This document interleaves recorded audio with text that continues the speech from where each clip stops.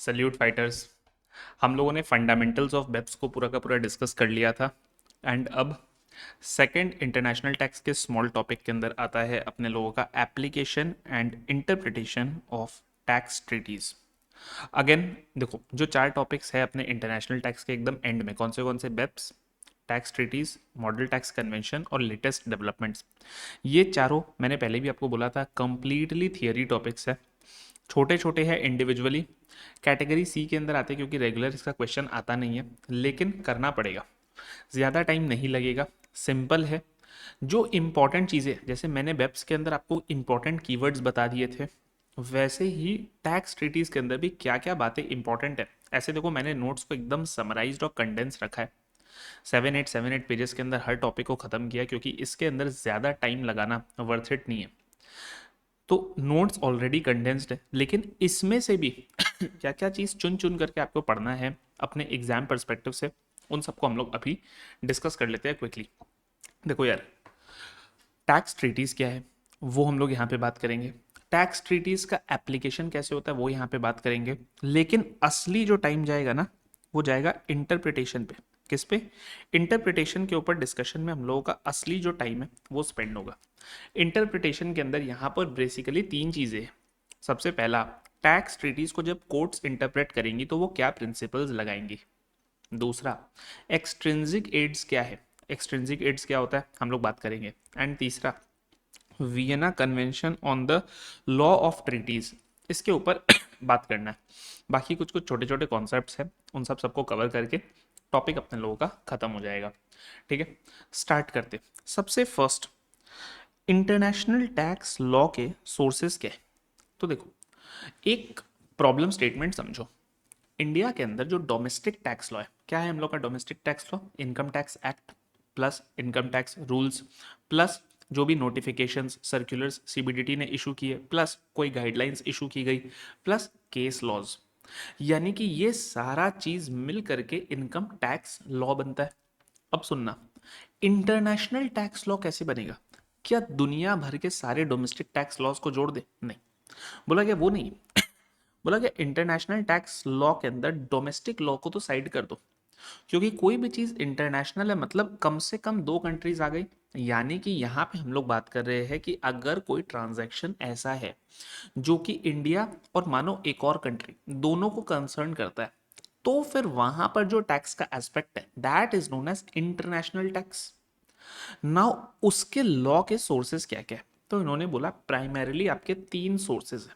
क्या बोला गया? प्राइमरीली आपके तीन सोर्सेज है। अब सुनना, क्या लिखा हुआ उसको छोड़ो, लॉजिकली बोलो। सर सबसे पहला बात, जहां दो कंट्रीज आ गई वहां पर DTAA तो मोस्ट इंपॉर्टेंट डॉक्यूमेंट बन जाएगा। अरे भाई, दो कंट्रीज आई है तो डबल टैक्सेशन हो रहा होगा। क्या टाइप्स ऑफ डबल टैक्सेशन है, उनके क्या है, ये सब हम लोगों ने ऑलरेडी पहले डिस्कस कर लिए, मैं अभी ब्रशअप कराऊंगा सब चीज़ें। लेकिन मोस्ट इंपॉर्टेंट सोर्स क्या है? DTAA है। देखो, इन्होंने लिखा सबसे पहला सोर्स ही है आपका DTAA। DTAA के अंदर क्या बोला गया? बोला गया देखो दोस्त, दो टाइप की DTAA होते हैं, कुछ भी लिखना नहीं है, सब कुछ लिखा हुआ, सब कुछ के मीनिंग दिए हुए। Comprehensive and limited DTAAs between Nations. DTAAs जब बोलते हैं ना, तो उसी के संग संग protocols, MOUs, exchange of information, ये सारी की सारी चीज़ें DTAA के पार्ट है। और इन एक एक चीज़ के ऊपर अभी लंबा डिस्कशन करेंगे। आपके दिमाग में आ रहा होगा प्रोटोकॉल क्या होता है, कस्टम्स क्या होते हैं। अभी सिर्फ सुनो, अभी मैं वार्म अप करा रहा हूँ, हर वर्ड के ऊपर हम लोग अच्छा टाइम स्पेंड करेंगे। तो सबसे पहला सोर्स क्या है? सबसे पहला सोर्स है अपने लोगों का DTAA। जहाँ दो कंट्रीज आ गई, सबसे पहले तो हम DTAA खोलेंगे। मगर क्या DTAA एकदम एग्जॉस्टिव होती है? नहीं, कुछ चीज़ें उसके बियॉन्ड भी होती है। तो बोला गया उनमें हम लोग क्या सोर्स फॉलो करेंगे। तो बोला गया सुनो ना, जो जनरल रूल्स ऑफ इंटरप्रिटेशन होते हैं, जो कस्टमरी रूल्स ऑफ इंटरप्रिटेशन है, सबसे पहले तो उन्हीं पे चले जाओ। तो देखो क्या बोला गया, customary international law and general principles. Basically क्या है? They are derived from customs and conventions. ICJ क्या होता है? International court of justice. बोला गया कि जो इंटरनेशनल कोर्ट ऑफ जस्टिस भी फॉलो करता है, जो बड़े बड़े ज्यूरिस्ट्स फॉलो करते हैं, ज्यूरिस्ट्स मतलब जुडिशियल एक्सपर्ट्स, जजेस, जिसको यूनाइटेड नेशंस फॉलो करती है, मेंबर स्टेट्स फॉलो करते हैं as a primary source of international law. And तीसरा, और फाइनल जिसके ऊपर हम लोग लंबा डिस्कशन करेंगे वो है VCLT। What is VCLT? Vienna convention on the law of treaties. देखो वियना ना एक प्लेस है ऑस्ट्रिया के अंदर। ऑस्ट्रिया क्या है? ऑस्ट्रेलिया नहीं बोल रहा हूँ, ऑस्ट्रिया बोल रहा हूँ।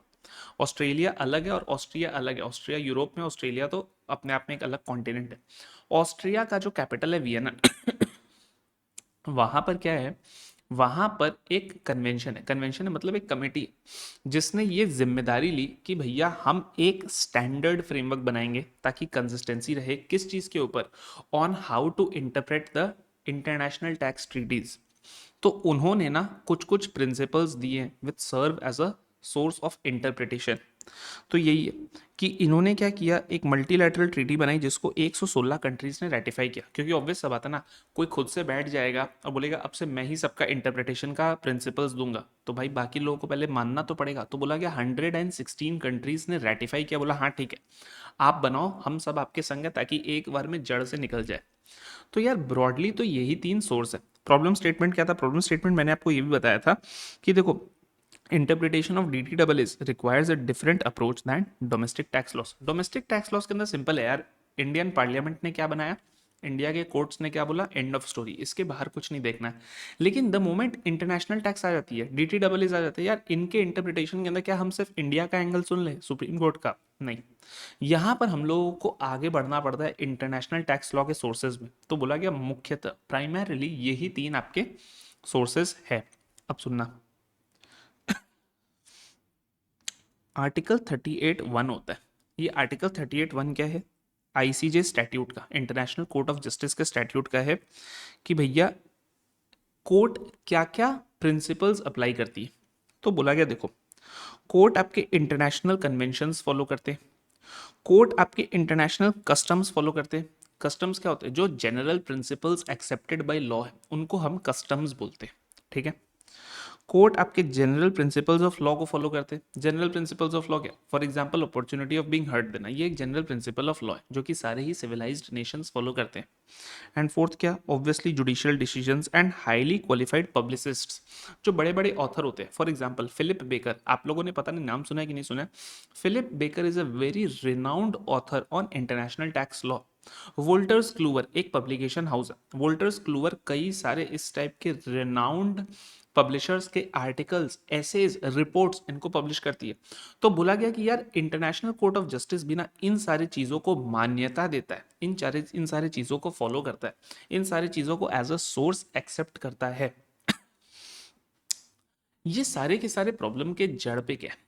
इन सब प्रॉब्लम के जड़ पर देखो एक ही चीज़ है जो कि हम लोग again and again and again study कर रहे हैं, वो है डबल टैक्सेशन। लेकिन यहाँ पर ना एक वर्ड आएगा, क्या? Connecting factors. सर ये कनेक्टिंग फैक्टर्स क्या? बोला गया कि यार डबल टैक्सेशन किन कारणों से हो रहा है उन्हीं को हम बोलेंगे कनेक्टिंग फैक्टर्स। बोला गया सिर्फ दो रीजन से हो रहा है। पहला रेजिडेंस रूल, दूसरा सोर्स रूल। रेजिडेंस रूल क्या बोलता है? I am CA Nilesh Chandak, I am a resident of India. अब मैं इनकम किसी भी कंट्री से कमाऊं, भारत सरकार, इंडियन गवर्नमेंट उसके ऊपर टैक्स लेगी ही लेगी, कोई ऑप्शन नहीं है मेरे पास। क्या मैं ये बोल सकता हूँ कि यार कुछ स्टूडेंट्स मेरे ऐसे जो कि जर्मनी में बैठ करके मेरे लेक्चर्स देख रहे हैं, उनकी फीस के ऊपर क्या मैं इंडियन गवर्नमेंट को बोल सकता हूँ कि सर मत चार्ज करो?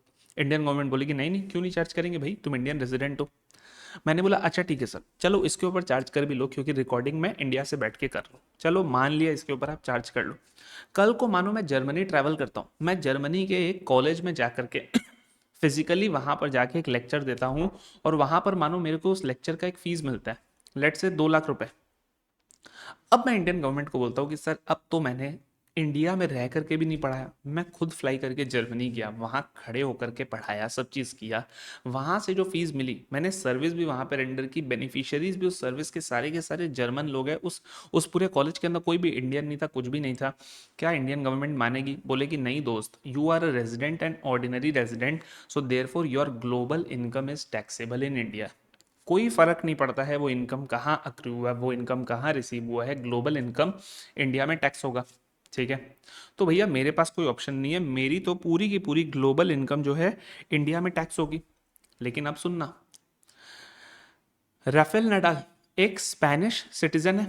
ठीक है, टेनिस खेलते हैं, वो इंडिया में आए एक ऑनररी मैच के लिए, ऐसे ही आ गए, बस ऐसे ही खेलने के लिए, रिटायर हो चुके हैं अब, ठीक है। वो इंडिया के ना रेजिडेंट है ना ही वो इंडिया के सिटीजन है, वो आए, उन्होंने भर भर करके ब्रांड एंडोर्समेंट्स किए इंडिया के अंदर, उन्होंने 2-3 मैच खेला, उनको मैच फीस भी मिला करोड़ों में, एवरीथिंग। क्या इंडियन गवर्नमेंट इसके ऊपर छोड़ देगी? नहीं, नहीं छोड़ती है, सोर्स टैक्सेशन में ले लेगी। तो अब प्रॉब्लम क्या हो रहा है, राफेल नडाल भी तो स्पेन के सिटीजन है। अब जब वो स्पेन के सिटीजन है तो स्पेन रेजिडेंस रूल से, सॉरी स्पेन के रेजिडेंट है, तो स्पेन रेजिडेंट रूल से उनके ऊपर टैक्स लगा रही है और सोर्स रूल से इंडिया टैक्स लगा रहा है। वैसे ही मैं इंडिया का रेजिडेंट हूं तो मेरे ऊपर इंडिया रेजिडेंट रूल से जर्मनी के लेक्चर्स का टैक्स लगा रही है, और जर्मन गवर्नमेंट भी मेरे से सोर्स पर टैक्स कलेक्ट कर रही है, ये बोल करके कि दोस्त तुमने इंडिया में आकर के लेक्चर्स दिए, पैसे कमाए, इंडिया में टैक्स दो। तो मैं और राफेल नडाल दोनों किस प्रॉब्लम से जूझ रहे हैं कि यार डबल टैक्सेशन हो रहा है ना, और किस कारण से हो रहा है, इन दो फैक्टर्स से हो रहा है। तो बोला गया कि सुनिए, डबल टैक्सेशन रिलीफ के लिए हम लोग बनाएंगे टैक्स ट्रीटीज, जिनका दूसरा नाम रहेगा डबल टैक्स अवॉइडेंस अग्रीमेंट, और जिनका तीसरा नाम रहेगा avoidance of double tax agreement. यानी कि tax treaty is a more holistic word, it's like an umbrella term. DTAA and ADT are more specific terms, ठीक है।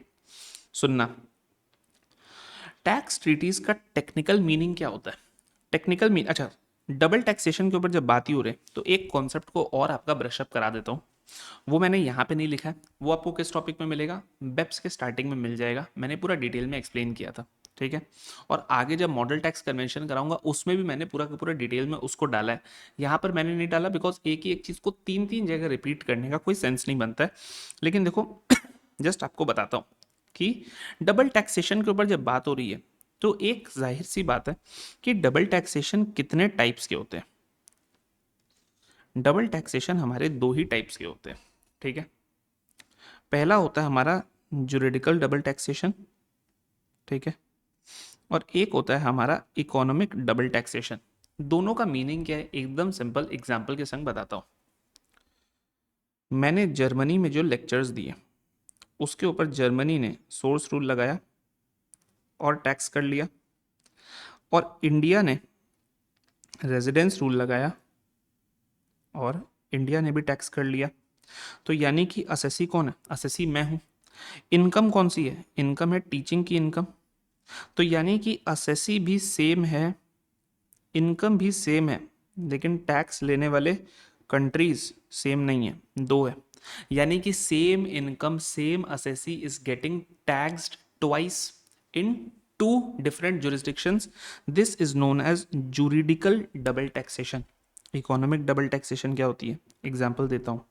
इंडिया के अंदर एक कंपनी है, ठीक है, मानो एक्स लिमिटेड, इसने प्रॉफिट कमाए 100 करोड़ के, इसने इसके ऊपर लेट से 25% का टैक्स रेट है, इनका 25 करोड़ का टैक्स लग गया, 75 करोड़ का क्या आ गया, इनका पैट आ गया, ठीक है। अब सुनना, जो इनका 75 करोड़ का पैट आ गया, इसके ऊपर इन्होंने डिविडेंड दे दिया। किसको दे दिया डिविडेंड, मानो जर्मनी में कोई बैठा है शेयर होल्डर, उसको दे दिया। कितना दे दिया, 20 करोड़ का डिविडेंड उसको दे दिया। अब सुनना, ये जो डिविडेंड दिया, यहां पर क्या हो रहा है, ये जो जर्मन शेयर होल्डर के हाथ में जो डिविडेंड आया, डिविडेंड किससे आया, dividend from an Indian company से आया, तो ये deemed to accrue arise in India हो गया।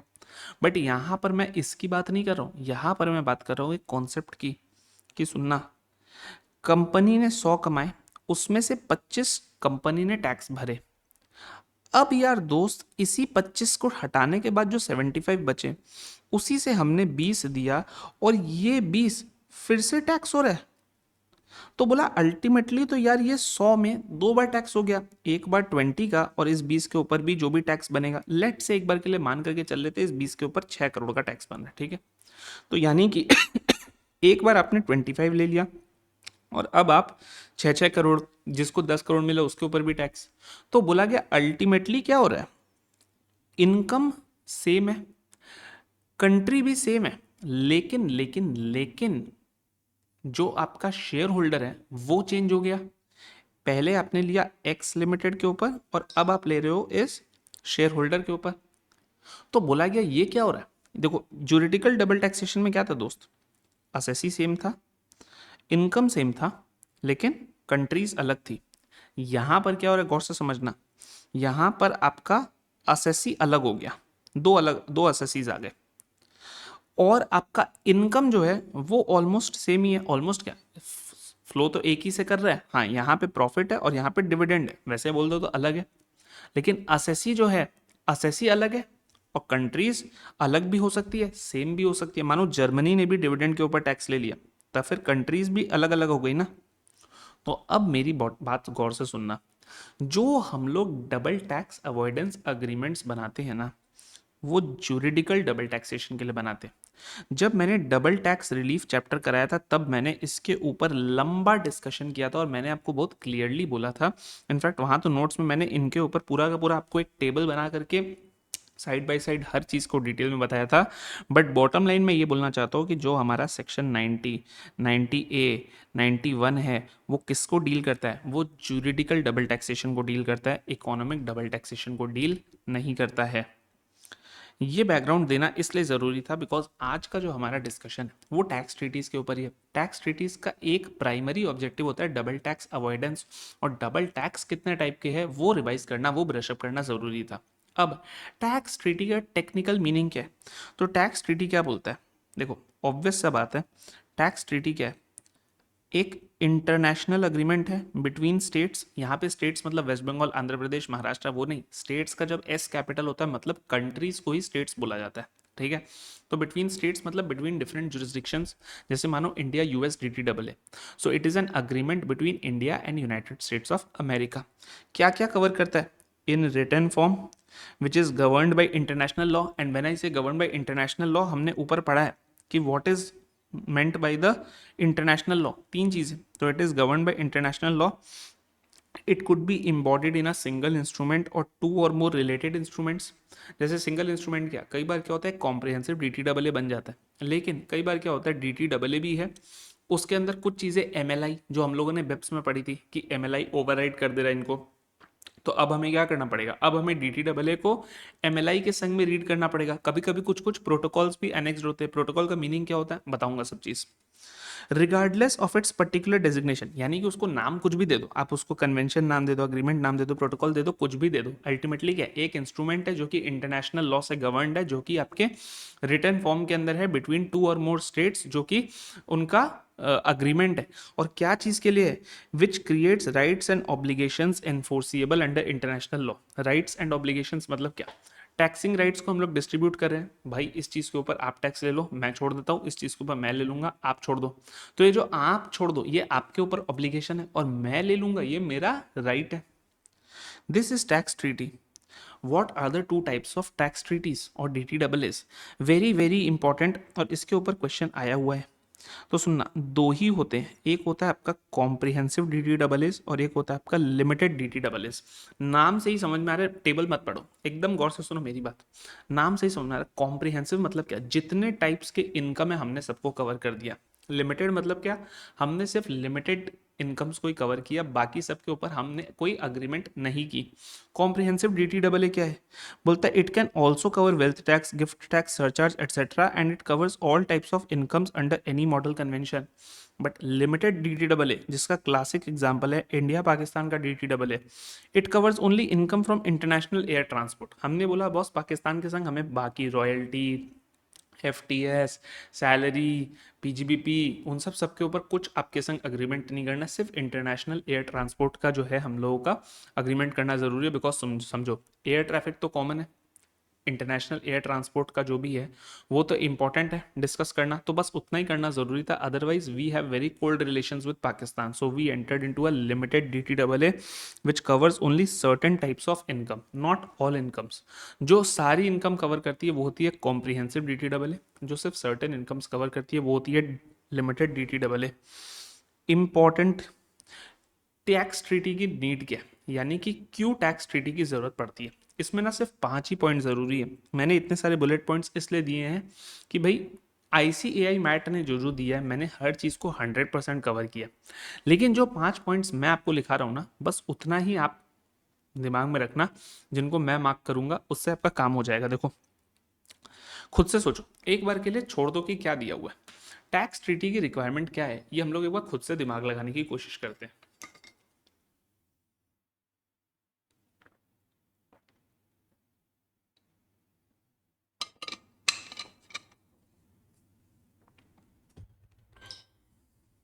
देखो, जितना भी हमने अभी तक पढ़ा है उसके बेसिस पे एक चीज तो बोल सकते हैं, टैक्स ट्रीटी का एक पर्पस तो होता है डबल टैक्स अवॉइड करना, राइट। अच्छा, एक और पर्पस क्या होता है, मैंने आपको बताया था, एक्सचेंज ऑफ इंफॉर्मेशन। दो कंट्रीज कैसे पता चलेगा कि कौन कितना टैक्स ले रहा है, तो बोला गया कि यार एक्सचेंज ऑफ इंफॉर्मेशन भी करते हैं ना, ताकि एक आइडिया रहे कि हमारे रेजिडेंट्स आपके यहाँ पे क्या क्या ट्रांजैक्शंस कर रहे हैं, आपके रेजिडेंट्स हमारे यहाँ पे क्या क्या ट्रांजैक्शंस कर रहे हैं, एक पता हो।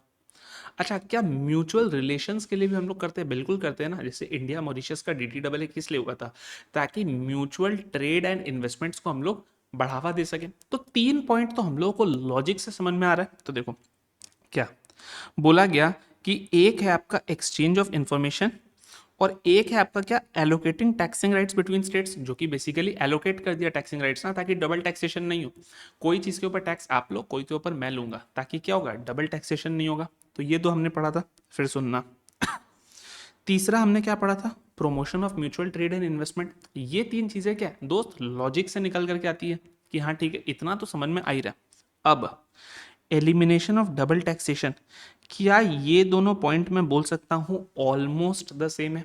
बिल्कुल सर, एलोकेटिंग टैक्सिंग राइट्स या eliminating double taxation almost same, equal नहीं है बट ऑलमोस्ट सेम है। Non discrimination between residents and non residents, ये आपको अलग याद रखना पड़ेगा कि हाँ ठीक है, नॉन डिस्क्रिमिनेशन कर रहे हैं कैसे, कि यार अगर रेजिडेंट्स के ऊपर सर्टेन लेवल ऑफ टैक्स लग रहा है तो हम लोग नॉन रेजिडेंट्स के ऊपर भी उतना लगाते हैं ना, ताकि भाई एक लेवल प्लेइंग फील्ड रहे।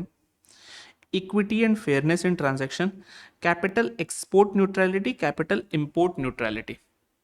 बट बॉटम लाइन क्या क्या 5 पॉइंट्स याद रखनी है, 1 2 3 4 5, बस ये 5 याद रहेगा। अगर आपका आ जाएगा व्हाट इज टैक्स ट्रीटी, आप ऊपर का मीनिंग लिखोगे, 2 टाइप लिखोगे इसका, 5 नीड क्या है ये लिखोगे, एंड ऑफ द थिंग। इतना ही आपको दिमाग में रखना है। बाकी capital export neutrality, capital import neutrality रहे तो अच्छी बात है, नहीं रहे तो कोई बात नहीं, हटा दो। Key principles related to need for tax treaties, just read करना है आपको। ये ICAI मैट में दिया हुआ है तो मैंने इसको कवर किया है, लेकिन ये घुमा फिरा करके वही सारी बातें जो हम लोगों ने अभी तक डिस्कस की उन्हीं के ऊपर बात कर रहा है। कि देखो, tax in source country cost है, tax in residence country obligation है, तो हमें टैक्स एफिशिएंसी की रिक्वायरमेंट है, क्योंकि अल्टीमेटली क्या हो रहा है, ये दोनों हम लोगों का टैक्स बर्डन बढ़ा रहे हैं।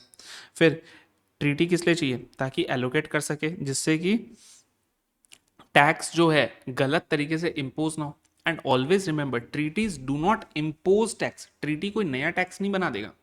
अगर किसी कंट्री के अंदर कैपिटल गेन टैक्स नहीं है तो आप ये नहीं बोल सकते हो कि ट्रीटी में कैपिटल गेन्स टैक्स दिया हुआ था तो अब कैपिटल गेन्स टैक्स होगा, नहीं। Treaties never impose a new tax, they only distribute the taxing rights, ठीक है। फिर सुनना, classification and assignment rule, distributive rule, exemption is independent of whether the state actually levies tax.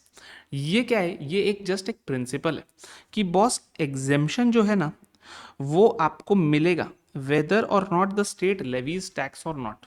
मतलब अगर कोई चीज एग्जेम्प्ट है तो आप ये मत देखो कि यार उस स्टेट के अंदर पहले उस चीज के ऊपर टैक्स होता भी था कि नहीं होता था। एग्जेम्प्ट है ना, एग्जेम्पशन उसको दे देना का, ठीक है। सेक्शन 90 क्या बोलता है, बोलता है कि भाई सेंट्रल गवर्नमेंट को पावर देता है कि you can enter into DTAA for granting relief, avoiding double taxation, exchange of information, recovery of income tax, so on and so fourth. जैसे सेक्शन 90 इनकम टैक्स का है ना, इनकम टैक्स एक्ट का जो पावर देता है सेंट्रल गवर्नमेंट को कि आप DTAA के अंदर एंटर कर जाओ, बोला गया इंडिया का कॉन्स्टिट्यूशनल फ्रेमवर्क जो है ना वो भी इंटरनेशनल ट्रेड के लिए बहुत कंड्यूसिव है। कुछ कुछ आर्टिकल्स हैं, जैसे कि आर्टिकल 51 खुद बोलता है कि भाई जो इंडियन गवर्नमेंट है ना उसको डायरेक्टिव प्रिंसिपल्स बनाने चाहिए जिससे कि इंटरनेशनल पीस, ऑनरेबल रिलेशंस बन सके। अगर कोई डिस्प्यूट हो गई तो हम लोग उसको आर्बिट्रेशन से सेटल कर सके, सो ऑन एंड सो फोर्थ। सिर्फ ज्ञान रीड करना और कुछ मत करना। फिर आर्टिकल 253 क्या बोलती है, आर्टिकल 253 पार्लियामेंट को पावर देती है कि आप इंप्लीमेंट कर पाओगे कोई भी ट्रीटी, अग्रीमेंट या convention with any other country. तो जस्ट इन दोनों आर्टिकल्स को अगर दिमाग में रह पाए, एक आर्टिकल 51, एक आर्टिकल 253, और आर्टिकल 51 क्या बोलती है? आर्टिकल 51 बोलती है कि भाई डायरेक्टिव प्रिंसिपल्स बनाइए इंटरनेशनल ट्रेड हार्मनी के लिए। और आर्टिकल 253 क्या है? पार्लियामेंट को पावर देती है कि आप एंटर कर जाओ अग्रीमेंट्स में for international trade, so on and so fourth. ठीक है, अब हम लोग वियना कन्वेंशन के ऊपर बाद में आएंगे, अभी के लिए एक बार इसके पास में लिख दो park. End of the lecture इससे होगा, अभी मैं पहले इससे नहीं जाऊंगा, एक फ्लो में पढ़ाऊंगा। ये फ्लो ऐसा है जिसमें आपके आईसीएआई मैट के अंदर चीज़ें दी हुई हैं, लेकिन पढ़ने के लिए इस फ्लो में मत जाओ। अभी तक हमने क्या पढ़ा? अभी तक हमने पढ़ा sir sources of international tax law क्या होते हैं, टैक्स ट्रीटी क्या होती है, कितने टाइप की होती है, उनके नीड क्या है, बस हमने इतना ही पढ़ा है। इसके आगे जो है बहुत इंपॉर्टेंट है और उससे ना क्वेश्चन बन सकता है, समझने की कोशिश करना। ठीक है, देखो हम लोग क्या कर रहे हैं, अब हम लोग कर रहे हैं कि भाई टैक्स ट्रीटी को इंटरप्रेट कैसे करते हैं। First and foremost, tax treaty क्या है? अल्टीमेटली एक लीगल डॉक्यूमेंट है। जैसे आज इनकम टैक्स एक्ट है, एक बार के लिए टैक्स ट्रीटी को छोड़ दो, इनकम टैक्स एक्ट है, कब से है सर? जो अभी वाला एक्ट है 1961, तो नाम से समझ में आ रहा है 1961 से तो ये है, राइट? आज कितने साल हो गए? रफली about 60 odd years have gone and yet there are so many grey areas. तो आप सोचो, एक एक्ट जो 61 ईयर्स से है, रिपीटेडली इसके ऊपर इतने लोग, इतनी बड़ी पॉपुलेशन जो है डेली बेसिस पे इंटरप्रेट कर रही है, डेली बेसिस पे लिटिगेशन हो रहे हैं, एंड तब भी अभी भी ग्रे एरियाज है। तो अब आप सोचो, जो एक देश का है, जिसके ऊपर सिर्फ एक ही देश का कंट्रोल है, उसमें इंटरप्रिटेशन के इतने सारे प्रॉब्लम्स है। अब जब टू कंट्रीज आ जाएंगी, DTAA बन जाएगा, तो इंटरप्रिटेशन एंड डिस्प्यूट्स के कितने सारे प्रॉब्लम्स आ जाएंगे। तो ये जो टॉपिक है ना, ये आपको यही बताता है कि टैक्स ट्रीटीज के इंटरप्रिटेशन में आपको क्या क्या प्रिंसिपल्स फॉलो करने हैं, क्या चीज़ों को दिमाग में रखना है इंटरप्रेट करते समय। कौन इंटरप्रेट करेगा? मैं और आप नहीं, इंटरप्रेट तो कोर्ट्स करेंगे। क्यों? क्योंकि जब डिस्प्यूट्स अराइज होंगी तो हम लोग आर्बिट्रेशन में जाएंगे या कोर्ट्स में जाएंगे, तो बेसिकली तो उन्हीं के ऊपर ओनस है। लेकिन जैसे असेसमेंट में भी क्या कॉन्सेप्ट होता है कि डिपार्टमेंट असेस करे, उससे पहले सेक्शन 140A में हम खुद अपनी सेल्फ असेसमेंट करें। तो वैसे ही लॉ भी ये बोलता है कि कोर्ट्स तो इंटरप्रेट करेंगे, मगर उसके पहले आपको भी तो इंटरप्रिटेशन आना चाहिए ना। तो वो इंटरप्रिटेशन किस दायरे में करना है, वही अब हम लोग पढ़ेंगे। सुनना, ये इंटरप्रिटेशन के ना दो पार्ट्स होने जा रहे हैं। एक होता है कि ट्रीटी पर से कैसे इंटरप्रेट करें, ठीक है, और एक होता है कि ट्रीटी के बाहर भी क्या हम लोगों को कुछ एक्सट्रिंसिक एड्स मिलते हैं क्या। What is meant by extrinsic aids? दोस्त समझना, लेट से ये अपनी ट्रीटी है, ठीक है, जस्ट एक एग्जांपल दे, ऑल्दो ये ट्रीटी नहीं है, ये तो मेरी बुक है, लेकिन देखो मानो ये ट्रीटी है, ठीक है। अभी इस ट्रीटी को लेकर के अगर डिस्प्यूट अराइज हो गया, तो एक तरीका तो ये है कि हम लोग इसमें से खोल खोल करके देख लेंगे भैया कौन सा आर्टिकल क्या बोलता है। एक तरीका तो ये है, लेकिन जरूरी है कि सारे के सारे प्रॉब्लम्स का आंसर इसमें मिले? नहीं, नहीं है। अरे सर इतना ही सिंपल होता तो वो दो पार्टी जो डिस्प्यूट में वो खुद ही तो पढ़ करके निकाल लेते, नहीं है ना, उनको कुछ अलग अलग इंटरप्रिटेशंस हो रहे हैं। तो अब हमें क्या करना पड़ेगा? अब हमें देखना पड़ेगा कि क्या इस ट्रीटी के बाहर भी क्या क्या ऐसी चीजें हैं जिनको हम लोग स्टडी कर सकते हैं to arrive at a proper interpretation of this treaty. वही चीजें हैं एक्सट्रिंसिक एड्स। तो एक तरीके से मैं बोलूं, इंट्रिंसिक एड्स हो गई जो ट्रीटी को देख करके आप इंटरप्रेट करोगे, और एक्सट्रिंसिक एड्स हो गई जो ट्रीटी के बाहर जा करके आप चीज़ों का मदद लोगे समझने के लिए। ये जो अभी हम लोग बात कर रहे हैं इस टेबल में, ये प्रिंसिपल्स है, यानी कि मान लो ट्रीटी को कैसे इंटरप्रेट करना है उसके प्रिंसिपल्स है। यानी कि अभी जो है हम लोग ट्रीटी के अंदर है, अभी जो है हम लोग ट्रीटी के अंदर है, अभी हम लोग ट्रीटी के बाहर नहीं है। ट्रीटी के बाहर इसके बाद जाएंगे, तो ट्रीटी के अंदर जब रहोगे तो कैसे कैसे इंटरप्रेट करना है। तो सुनना, इसके ना 8 प्रिंसिपल्स है। कितने प्रिंसिपल्स है? 8 प्रिंसिपल्स है। और ये 8 के 8 प्रिंसिपल्स ना एकदम सिंपल स्ट्रेट फॉरवर्ड है, बस आपको अपने दिमाग में बिठा के रखना है। देखो एक एक को हम लोग इंडिविजुअली डिस्कस करेंगे। ये टेबल मैंने देखो कैसे ड्राफ्ट किया। सबसे पहले मैंने दिया प्रिंसिपल क्या है, फिर मैंने बताया उस प्रिंसिपल में बोला क्या, मीनिंग क्या है, और मैंने ना एक की केस या अथॉरिटी दी है। अब शुरू में ही लिख लो कि भैया ये जो की केस अथॉरिटी है it is only for knowledge. ये आपको अपने दिमाग में नहीं रखना है, ठीक है। आपको अपने दिमाग में बस प्रिंसिपल क्या है वो और उसका मीनिंग क्या है और मैंने पूरी की पूरी कोशिश की है कि सबके मीनिंग ना वन लाइनर हो, यानी कि सिर्फ 8 लाइंस आपको टोटल में पढ़नी है और नहीं पढ़नी है। ठीक है, देखो गोल्डन रूल ऑफ इंटरप्रिटेशन क्या है, वो है कि बॉस ऑब्जेक्टिवली इंटरप्रेट करिए। ये है गोल्डन रूल, ऑब्जेक्टिव इंटरप्रिटेशन। सबसे पहला, ट्रीटी को जब इंटरप्रेट कर रहे हो तो ऑब्जेक्टिवली करो। यानी कि क्या, ऑब्जेक्टिवली करने का मतलब क्या है? मतलब है जो वर्ड्स ट्रीटी में यूज हुई है उन वर्ड्स का जनरल मीनिंग जो है उसी को दीजिए। यानी कि देखो, words should be interpreted by plain natural ordinary meaning first, grammatical literal approach. If result is absurd और contradicts treaty then only it should not be applied. यानी कि फर्स्ट प्रिंसिपल क्या है, एकदम ऑब्जेक्टिवली सोचो, जो वर्ड दिया हुआ है उस वर्ड का मीनिंग वही है जो उसका जनरल ऑर्डिनरी प्लेन मीनिंग होता है। कुछ भी हाईफाई एब्सर्ड मीनिंग मत निकालो। ठीक है। सेकंड, सेकंड है जस्ट इसका उल्टा, बोलता है सब्जेक्टिव इंटरप्रिटेशन। देखो, ऑब्जेक्ट और सब्जेक्ट में क्या फर्क होता है? ऑब्जेक्ट होता है स्पेसिफिक, सब्जेक्ट होता है ओवरऑल। यानी कि जब मैं ऑब्जेक्टिव इंटरप्रिटेशन कर रहा हूं तब जो सामने मेरे आर्टिकल है या जो मेरे सामने वर्ड है उसी को लेना है। लेकिन सब्जेक्टिव इंटरप्रिटेशन बोलता है कि नहीं, अगर ऑब्जेक्टिव इंटरप्रिटेशन से कुछ ऐसा मीनिंग निकल के आ रहा है जो कि हैव एब्सर्ड है, जो कि आपको लगता है कि नहीं नहीं एरोनियस है, इनकरेक्ट है, तालमेल नहीं खा रहा है ओवरऑल ट्रीटी से, बोला वहां पर आप क्या करो, सब्जेक्टिव करो। सब्जेक्टिव मतलब कि ट्रीटी एज अ होल का थीम क्या है उसके हिसाब से समझना। देखो, तो देखो यहाँ पे सब्जेक्टिव के अंदर कीवर्ड क्या है, कीवर्ड है इंटेंशन। यानी कि ट्रीटी बनाते समय इंटेंशन क्या थी बनाने वालों की, उसके हिसाब से सोचना। इसके अंदर पता है क्या है, देखो इसके अंदर क्या है, हम लोग क्या क्या देखते हैं, फाइनेंस मिनिस्टर के स्पीच। जब ट्रीटी बनाने के लिए फाइनेंस मिनिस्टर्स गए, मानो इंडिया और यूएई की ट्रीटी है, तो बोला उस दौरान फाइनेंस मिनिस्टर के स्पीच सुनते हैं कि वो लोग ना स्पीच में आके बोलते हैं कि क्यों हम लोगों ने ट्रीटी बनाई, क्या ऑब्जेक्टिव था इस ट्रीटी को बनाने के पीछे। तो बोला गया इन स्पीचेस को गो थ्रू करो, इससे आपको पता चलेगा कि क्या इंटेंशन था of the contracting parties. Contracting parties मतलब एग्जांपल इंडिया और यूएई, उन दोनों गवर्नमेंट्स का इंटेंशन क्या था ये ट्रीटी बनाते समय।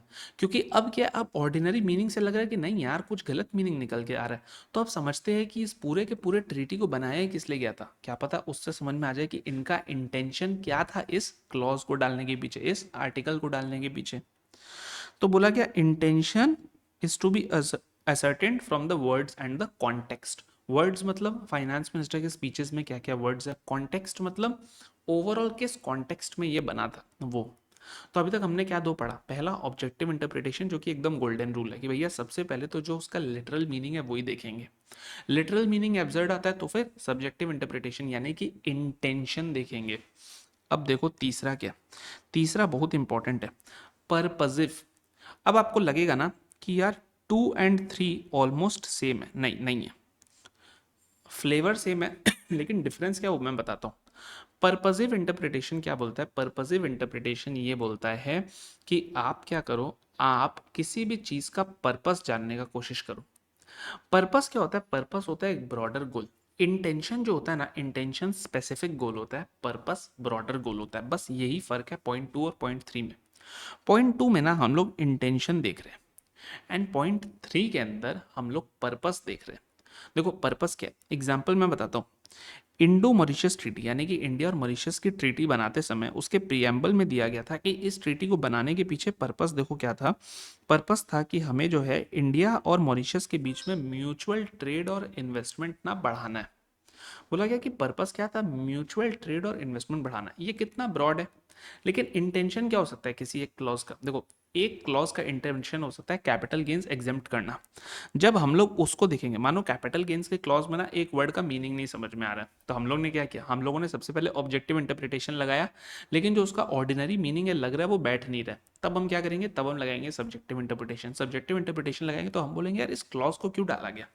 तो इस क्लॉज के बाकी सारी चीज़ों को या इस आर्टिकल के बाकी सारी चीज़ों को पढ़ करके तो फ्लेवर ये आ रहा है कि इन लोग कैपिटल गेन्स को एग्जेम्प्ट करना चाह रहे हैं।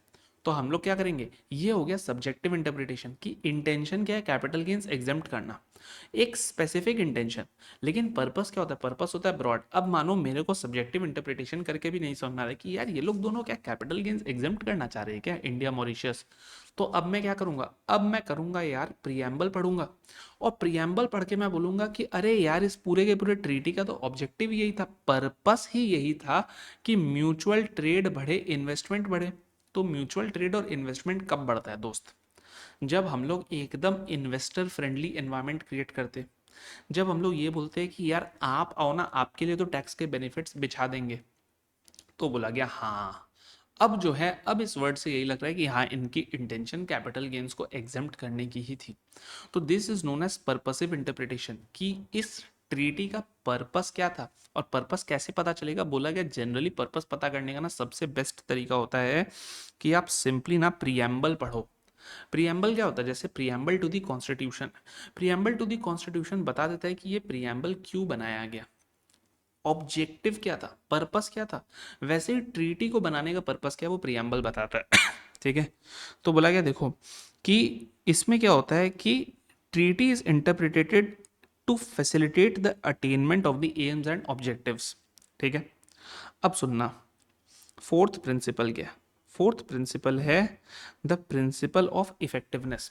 प्रिंसिपल ऑफ इफेक्टिवनेस क्या बोलता है, प्रिंसिपल ऑफ इफेक्टिवनेस बोलता है कि सर कोर्ट को बोल रहा है, ठीक है, क्योंकि कोर्ट्स इंटरप्रेट कर रही है ना, तो कोर्ट्स को बोला जा रहा है कि आप जो भी इंटरप्रिटेशन लो, एक चीज को अपने दिमाग में रखना कि वो इंटरप्रिटेशन ऐसा ना हो कि उस जजमेंट को सुनते के संग संग जो टैक्स पेयर है ना उसके मुंह से पता है क्या निकल जाए, उसके मुंह से निकल जाए कि छी, इतना घटिया अगर जजमेंट देना था तो फिर ट्रीटी बनाया ही क्यों, ट्रीटी ही इनफेक्टिव है, ट्रीटी पढ़ के कोई फायदा ही नहीं है, ये तो कोर्ट कुछ और ही जजमेंट दे देती है, ट्रीटी पढ़ना टाइम वेस्ट है।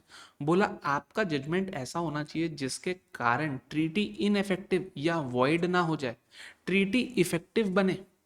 देखो बोला गया कि भाई ट्रीटी का जो इंटरप्रिटेशन है it should have effect rather than making it void, that is आपके जजमेंट के कारण ट्रीटी इनफेक्टिव ना हो जाए, लोगों के मुंह से ये नहीं निकल जाए कि यार जब यही यही अल्टीमेट इंटरप्रिटेशन लेना था तो ट्रीटी पढ़ना तो टाइम वेस्ट था, ट्रीटी फालतू बनाया इन लोगों ने। बोला वो मत करना ठीक है, interpretation that renders the treaty most effective and useful, कि कोई ये बोले कि हाँ ये होता है सही इंटरप्रिटेशन। देखो अब जो है, अब इस ट्रीटी का सेंस बन रहा है, देखो यही ऑब्जेक्टिव था इस ट्रीटी का, वो मीट हो गया, तो ये होता है आपका principal of effectiveness.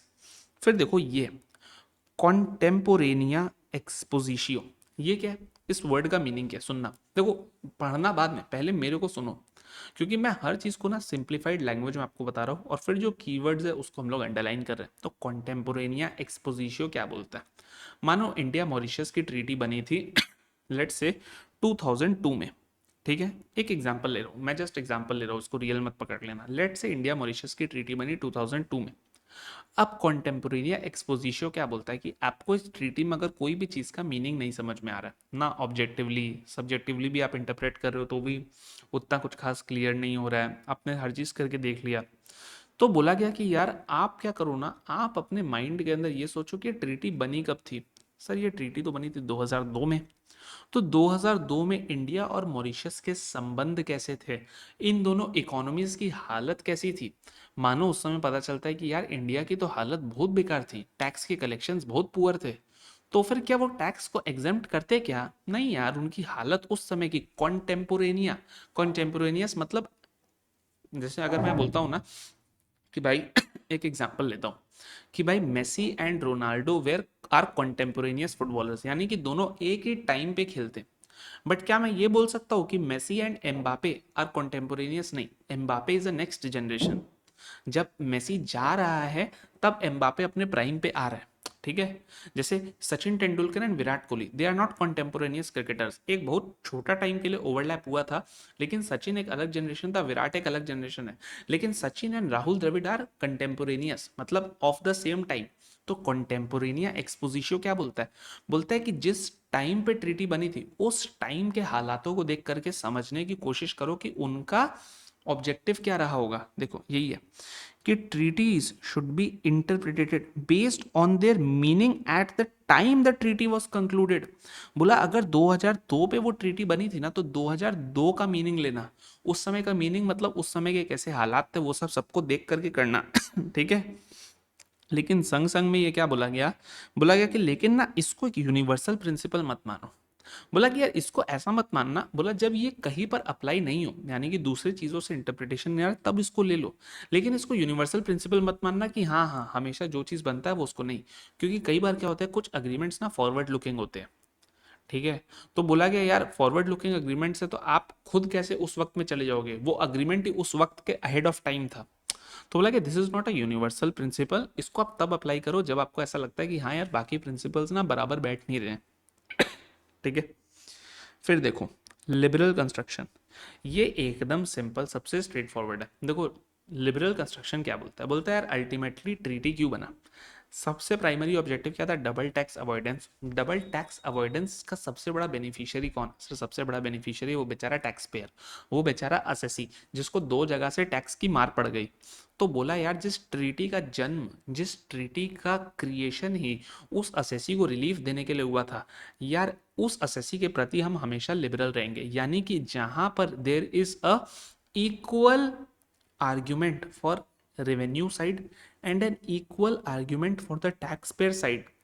Always remember the words that I am saying: equal argument for revenue side and equal argument for tax side, both are equally compelling for a judge.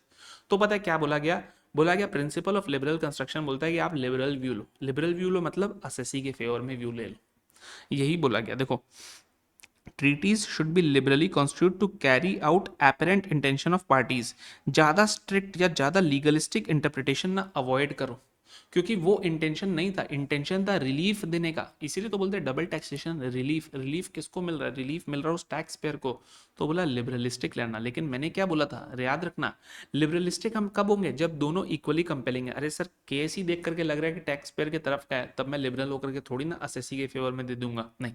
और केस ही देख करके लग रहा है कि एसएससी के favour का, तो लिबरल होने की जरूरत ही क्या है, वो तो दिख ही रहा है कि एसएससी के फेवर में। जहां दोनों इक्वली कंपेलिंग है वहां पर हम लोग एसएससी की तरफ चले जाएंगे, ये बोल करके कि हाँ अल्टीमेटली रिलीफ देने के लिए ही था, तो हम एसएससी के फेवर में ही बात करेंगे। फिर देखो इंटीग्रेटेड अप्रोच, जिसको हम लोग बोलते हैं कि ट्रीटी को एज अ होल पढ़ो। देखो मानो ट्रीटी के आर्टिकल 4 के अंदर ना टाई ब्रेकर रूल को लेकर के हम लोगों के बीच में प्रॉब्लम हो रही है, डिस्प्यूट हो रही है, कोर्ट्स टाई ब्रेकर रूल को पढ़ना चाह रहे हैं। अब इस पेज के अंदर मानो दिया हुआ है वो पूरा का पूरा रूल, तो बोला गया कि आप पूरा सुबह से रात खाली इसी पेज को पढ़ रहे हो, कोशिश कर रहे हो कि बस इसी पेज के अंदर एक एक वर्ड का मीनिंग निकाले एंड ऑल ऑफ दैट। बोला नहीं ऐसे मत करो, बोला कि यार ट्रीटी को हमेशा एज अ होल पढ़ो। बोला कि पूरा का पूरा ट्रीटी डॉक्यूमेंट जो है ना उसको एज अ होल पढ़ो स्टार्ट से लेकर के एंड तक, तब समझ में आएगा कि उसका कॉन्टेक्स्ट क्या है, उसका मीनिंग क्या है, वो जो चीज जो बीच में आई उसके आगे और उसके पीछे क्या है। बोले always study in a holistic approach, तभी जाकर के आपको चीजें समझ में आएंगी। तो बोला कि देखो treaty should be constitute as a whole, no provision should be interpreted in isolation, each word constitute in the same manner wherever it occurs. मतलब क्या, मानो एक वर्ड है एक वर्ड क्या है, परमानेंट एस्टेब्लिशमेंट। परमानेंट एस्टेब्लिशमेंट मानो इस ट्रीटी में टोटल 200 बार आ रही है, तो बोला गया कि 200 के 200 बार ना उसकी मीनिंग सेम होनी चाहिए। आपने सर्कमस्टेंस के हिसाब से मीनिंग बदल दिए तो कैसे होगा। बोला कि यार शुरू से लेकर के एंड तक में देखो, जहां जहां पर पीई आ रही है अगर उसका मीनिंग सेम है तो आपको अपने आप मिल जाएगा कि उस क्लॉज के अंदर पीई से रिलेटेड क्या बात बोलना चाह रहा है। ठीक है। एंड लास्ट क्या है, रीजनेबलनेस एंड कंसिस्टेंसी। इसके अंदर ना कंसिस्टेंसी भी याद रख लोगे ना तो बॉटम लाइन यही है। बोलता है यार आप कंसिस्टेंट रहो अपने इंटरप्रिटेशन में, इंटरप्रिटेशन को बार बार बदलो मत। देखो बोलता है consistent meaning should be given to different portions, treaty should be interpreted in light of existing international law. कि यार अभी एग्जिस्टिंग लॉ जैसा चल रहा है हम उससे कंसिस्टेंट रखेंगे ना, वरना क्या होगा, वरना मैसेज ही बाहर वालों को गलत जाएगा। एक जजमेंट ऐसा आ गया, एक जजमेंट डायमेट्रिकली ऑपोजिट आ गया, तो बाहर जो आपका लार्जर ऑडियंस है वो तो कुछ भी समझ नहीं पाएगा ना, वो बोलेगा यार दोस्त चल क्या रहा है यहाँ पे। ठीक है। तो अभी तक देखो हम लोगों ने क्या क्या प्रिंसिपल्स पढ़े, एकदम सिंपल। सबसे पहला हमने क्या पढ़ा, गोल्डन रूल। देखो गोल्डन रूल क्या बोलता है, गोल्डन रूल बोलता है ऑब्जेक्टिव इंटरप्रिटेशन करिए। ठीक है। ऑब्जेक्टिव इंटरप्रिटेशन मतलब क्या, कीवर्ड्स क्या क्या है, words should be given their plain general literal meaning, ठीक है। दूसरा क्या था, दूसरा था सब्जेक्टिव इंटरप्रिटेशन करिए। सब्जेक्टिव इंटरप्रिटेशन का मतलब क्या था कि भैया उसको किस कॉन्टेक्स्ट में डाला है, कीवर्ड क्या था, common intention of the contracting parties, बस इतना ही। आपको अगर आएगा ना प्रिंसिपल्स तो क्या लिखोगे, सब्जेक्टिव इंटरप्रिटेशन, उसके आगे एक लाइन में लिखना बस कीवर्ड कौन सा डालना, common intention of the contracting parties, बस कॉमन इंटेंशन अंडरलाइन कर दिया ना, फुल मार्क्स मिल जाएंगे इस पॉइंट के।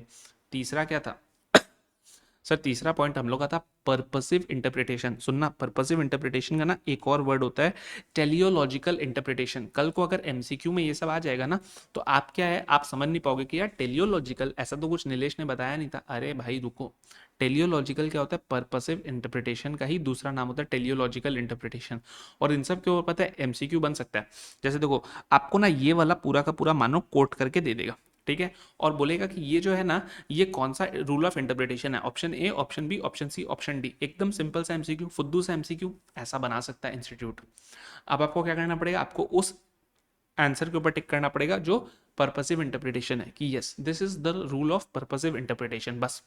तो पर्पसिव इंटरप्रिटेशन क्या बोलता है, पर्पसिव इंटरप्रिटेशन बोलता है कि प्रियम्बल पढ़ो, प्रियम्बल पढ़ करके उस ट्रीटी को बनाने वालों का ना, जो कॉन्ट्रैक्टिंग पार्टीज थे उनका पर्पस जानने का कोशिश करो कि उनका ऑब्जेक्ट क्या था, उनका कॉज क्या था इस ट्रीटी को बनाने का। तो यहाँ पे कीवर्ड क्या है, पर्पस, प्रियम्बल, ऑब्जेक्ट, कॉज, बस इतना ही।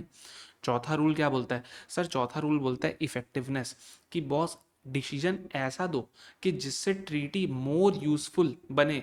ऐसा नहीं हो कि ट्रीटी ही वॉइड हो जाए या लोग बोलते कि हट इसके कारण तो ट्रीटी ही इनफेक्टिव हो गई, ट्रीटी बनाया ही क्यों था अगर ये देना था।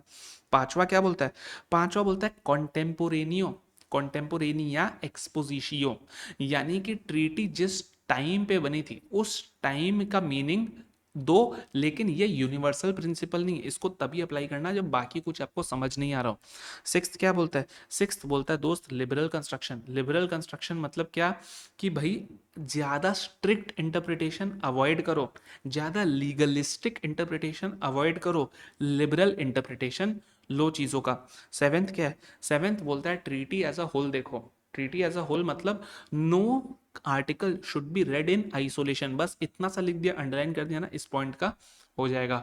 और लास्ट पॉइंट क्या है, लास्ट पॉइंट एकदम बोलता है कि boss stay consistent, your judgement और your interpretation should be consistent with the existing international tax law. ये आठ क्या है, ये आठ है आपके principles of interpretation of the tax treaty, ठीक है। अब सुनना, सेक्शन 90 सब सेक्शन 2 तो आपको पता ही है, ये नहीं बोलता कि ट्रीटी लगाओ, ये बोलता है ट्रीटी या domestic tax law which ever is more beneficial वो लगाओ। तो इंडिया के कॉन्टेक्स्ट में आप इंटरप्रिटेशन कैसे करोगे, ट्रीटी का जो भी इंटरप्रिटेशन है वो निकालो, इंडियन इनकम टैक्स का जो भी इंटरप्रिटेशन है वो निकालो, जो भी बेनिफिशियल है असेसी को वो दो, ठीक है। अब देखो, अब है कि भाई जो कोर्ट्स या जो भी पर्सन इंटरप्रेट करने बैठा है उसने ट्रीटी के ऊपर ये 8 प्रिंसिपल लगा लिए, लेकिन सिर्फ ट्रीटी से उसका इंटरप्रिटेशन नहीं हो रहा। तो अब बोला गया कि वो ट्रीटी के बाहर किन चीजों को पढ़ सकता है to arrive at a meaningful interpretation of this tax treaty. तो बोला गया यहां पर भी 6-7 चीजें हैं, टू बी प्रिसाइज 7 चीजें, 6-7 नहीं 7 चीजें हैं, टू बी प्रिसाइज क्या क्या है बताता हूं।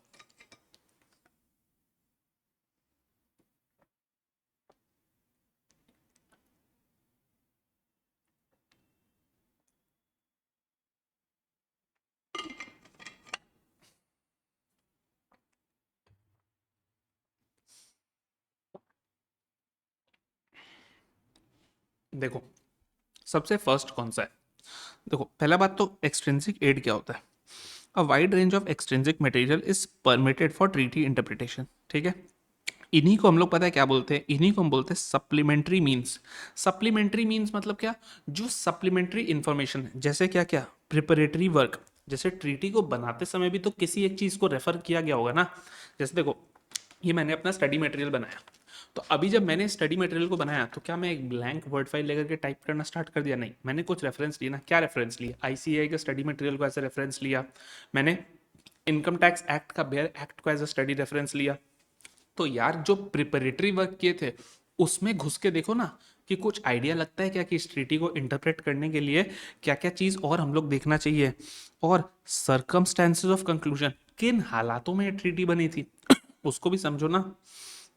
तो बोला गया कि बॉस क्या क्या है ये सप्लीमेंट्री मटेरियल जिनको आप देख सकते हो। सबसे पहले ना आओ पॉइंट नंबर 2 पे। देखो पॉइंट नंबर 2 एकदम स्ट्रेट फॉरवर्ड है। देखो क्या है, पैरेलल या पारी मटेरिया टैक्स ट्रीटीज। इसका मतलब क्या है? कुछ भी पढ़ो मत, जो मैं बता रहा हूँ पहले उसको सुनो, ठीक है। मानो इंडिया और जापान की ट्रीटी है। इंडिया और जापान की ट्रीटी में ना एक आर्टिकल बहुत शॉर्ट में ड्राफ्टेड है और आपको ना पढ़ के उसका मीनिंग ढंग से समझ नहीं आ रहा है, आप नहीं समझ पा रहे हो कि यार ये क्या बोल रहा है। तो पता है क्या बोला गया? बोला गया कि यार इंडिया जापान की जो ट्रीटी है उसके जैसी और कौन सी ट्रीटी है इंडिया की। तो एक बंदे ने बोला कि सर उसके जैसी ना इंडिया और कनाडा की ट्रीटी भी है। तो बोला गया एक बार इंडिया कनाडा की ट्रीटी खोलो। हमने खोला, हमने उसी आर्टिकल में गए और देखा कि अरे जबरदस्त, उसके अंदर डेप्थ में दिया हुआ है। क्योंकि क्या होगा, इंडिया और कनाडा की टैक्स अथॉरिटीज जब बैठी होंगी तो उन लोग दोनों के डिस्कशन अलग टाइप से चल रहे थे, तो उन्होंने एक अलग तरीके से ड्राफ्ट किया। अब जब इंडिया और जापान की टीम बैठी, और कई बार क्या होता है ना, इंडिया के अंदर भी ना जो डिपार्टमेंट के अंदर अलग अलग टीम्स होती है। एक टीम गई थी अमेरिका के संग कि भाई अमेरिका और कनाडा के संग हम लोगों को ट्रीटी का ड्राफ्टिंग करना है। एक टीम गई थी एशियन कंट्रीज के संग। तो इस टीम ने ढंग से ड्राफ्ट नहीं किया, उस टीम ने ढंग से ड्राफ्ट किया। तो अगर कोई दो ट्रीटीज है जो कि मॉडल एकदम सेम है, यानी कि दोनों का थीम एकदम बराबर है, ठीक है, तो बोला गया एक के अंदर अगर लैंग्वेज के आपको एम्बिग्यूटी है तो दूसरे का खोल के देख लो ना कैसा है। उसके अंदर अगर क्लियर रेफरेंस मिल जाता है तो बेस्ट है। प्रैक्टिकल एग्जांपल दूं, मानो आपको मेरी बुक के अंदर कोई कॉन्सेप्ट ऐसा लगा कि नहीं यार ये नीलेश सर की बुक के अंदर ये वाला कॉन्सेप्ट ढंग से नहीं बताया है, तो आप क्या करोगे? आप उस कॉन्सेप्ट को छोड़ दोगे? नहीं। आप क्या करोगे? आप आईसीआई स्टडी मटेरियल खोलोगे। आप आईसीआई स्टडी मटेरियल खोलोगे और उसके अंदर उस कॉन्सेप्ट का एक्सप्लेनेशन देख लोगे। या फिर आप मानो यूट्यूब पे जाओगे, आप यूट्यूब पे जा करके कोई और टीचर का स्टडी मटेरियल खोलोगे और दिख गया कि अरे उस टीचर ने इस कॉन्सेप्ट को एक्सप्लेन कर दिया, तो आपका काम हो गया। तो ये क्या हुआ, मेरी बुक और आईसीआई की स्टडी मटेरियल क्या है, पैरेलल है ना, बराबर है। तो अब क्या है, अगर इधर कोई चीज नहीं समझ में आ रही है तो इधर से रेफर कर लो, बस यही बोला गया सबसे पहला कि भाई अगर अगर अगर अगर language in two treaties is same तो आप क्या करोगे, जो क्लियर ट्रीटी है ना उसको रेफर कर सकते हो फॉर इंटरप्रिटेटिंग द ट्रीटी जिसमें आपको डाउट है। लेकिन ये क्या बोला गया, बोला गया ये बाइंडिंग नहीं है, ये सिर्फ परसुएसिव है। यानी कि ऐसा नहीं है कि देख इंडिया जापान के ट्रीटी में प्रॉब्लम है ना, तो हम सीधा कोर्ट में जाके बोल दे सर देखो इंडिया सिंगापुर या इंडिया कनाडा के अंदर ये लैंग्वेज दिया हुआ है तो इसको मानना पड़ेगा। बोला नहीं, जरूरी नहीं है। बोला हाँ इससे परसुएसिव एविडेंस जरूर मिलता है लेकिन बाइंडिंग नहीं। अरे सर बाइंडिंग कैसे होगी, इंडिया और कनाडा के संग हमने क्या अग्री किया है, उसके लिए हम जापानीज टैक्स पेयर को थोड़ी ना बाइंड कर देंगे कि नहीं तेरे ऊपर यही अप्लाई करेंगे। वो बोलेगा भाई मेरे को क्या मतलब है, इंडिया और कनाडा ने क्या अग्री किया, मैं जापान का आदमी हूँ, मेरे ऊपर बाइंड कैसे कर सकते हो। हमने बोला भाई परसुएसिव एविडेंस मिल जाएगा, उधर से इंटरप्रिटेशन में मदद मिल जाएगा लेकिन it can never be binding ठीक है। उसके बाद सुनना, पॉइंट नंबर 3 पे आओ। पॉइंट नंबर 3 क्या बोलता है, बोलता है कि आप क्या करो, इंटरनेशनल आर्टिकल्स, एसेज, रिपोर्ट्स, इनको भी पढ़ो। मैंने आपको किसका नाम दिया था, फिलिप बेकर, याद है क्लास के स्टार्टिंग में, बहुत फेमस आर्टिकल है फिलिप बेकर। फिर मैंने आपको एक पब्लिशिंग हाउस बताया था वोल्टर्स क्लूवर। ये लोग क्या करते हैं, वोल्टर्स क्लूवर ना बहुत सारे इंटरनेशनल टैक्स एक्सपर्ट्स का ना डिटेल्ड के अंदर जो आर्टिकल्स होते हैं, एसेस होते हैं, रिपोर्ट्स होते हैं, कमेंट्रीज होते हैं, उनको निकालते हैं। तो बोला गया उनको पढ़ो, उनको पढ़ पढ़ करके ना आपको बहुत चीज़ों का क्लैरिटी मिलेगा। तो वो भी आपको क्या है, एक अच्छा सोर्स प्रूव कर सकते हैं। ठीक है, ये देखो इनके जो कमेंट्रीज है ना, they are classic sources for international tax interpretation. देखो ये केस था सीआईटी वर्सेस विशाखापट्टनम पोर्ट, ये मैंने एग्जांपल दिया। यहाँ पे ना जो हाई कोर्ट है ना उसने यूजफुल मटेरियल ऑब्टेन किया था from international articles. Practically real life के अंदर हाई कोर्ट, आंध्र प्रदेश की हाई कोर्ट ने मटेरियल्स ढूंढा था इंटरनेशनल आर्टिकल्स। तो बोला गया इंटरनेशनल आर्टिकल्स भी है, पैरेलल आपके जो टैक्स ट्रीटीज है ये भी है। अब सुनना प्रोटोकॉल्स। प्रोटोकॉल्स क्या बोलता है, protocol resolutions and committee reports, बोला इनको पढ़ो। जनरली क्या होता है ना, देखो जो आपका टैक्स ट्रीटी होता है ना, उस टैक्स ट्रीटी के एकदम एंड में ना एक एनेक्शर चिपकाया हुआ रहता है। वो एनेक्शर क्या होता है, वो एनेक्शर होता है प्रोटोकॉल। प्रोटोकॉल का मतलब क्या होता है, जैसे देखो प्रोटोकॉल वर्ड का कॉमन सेंस में मीनिंग है, पहले उसको समझो, बाद में टैक्स ट्रीटी के कॉन्टेक्स्ट में उसका मीनिंग है वो समझना। प्राइम मिनिस्टर मोदी चलेंगे तो पीछे पीछे 3 गाड़ी और आगे 3 गाड़ी ये चलेगी। ये क्या मोदी हर बार बोलेगा क्या मोदी जी हर बार गाड़ी में बैठते समय बोलेंगे कि आगे ना 3 गाड़ी तुम लोग लेना, पीछे 3 गाड़ी लेना? मानो एक दिन मोदी जी बोलना भूल गए और अब वो देख रहे हैं कि अरे आगे भी कोई गाड़ी नहीं है, पीछे भी कोई गाड़ी नहीं है, तो वो कॉल करेंगे अपने सिक्योरिटी गार्ड को, बोलेंगे यार कहाँ गई गाड़ियाँ?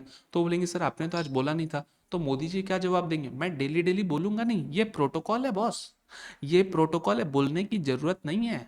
जब मैं निकलूंगा आगे 3 गाड़ी पीछे 3 गाड़ी चाहिए मेरे को। समझ गया? Protocol means N unsaid rule, something which need not be said every day, something which should be clear right from the intention, right from the fact कि बॉस मोदी जी निकल गए, आगे पीछे 3 गाड़ी चाहिए।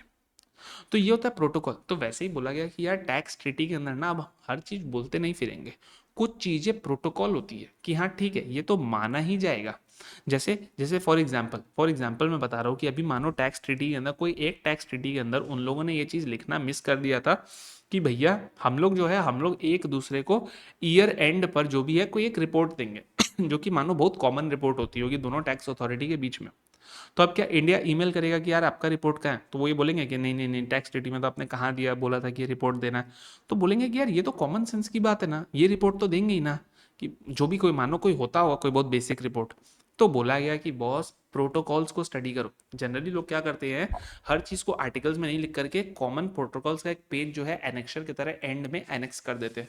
तो बोला उसको पढ़ो, उसको पढ़ करके देखो कि क्या क्या आपका प्रोटोकॉल्स, रेजोल्यूशंस क्या है, जैसे बोर्ड रेजोल्यूशन है तो वैसे दोनों पार्टी ने क्या क्या रिजॉल्व किया था, और क्या क्या कमेटी रिपोर्ट्स। मानो इंडियन गवर्नमेंट ने एक कमेटी बनाई थी कि भैया हम लोग को यूएस के संग एक बहुत अच्छी ट्रीटी चाहिए, आप बताओ उस ट्रीटी में क्या क्या होनी चाहिए इंडिया के हिसाब से।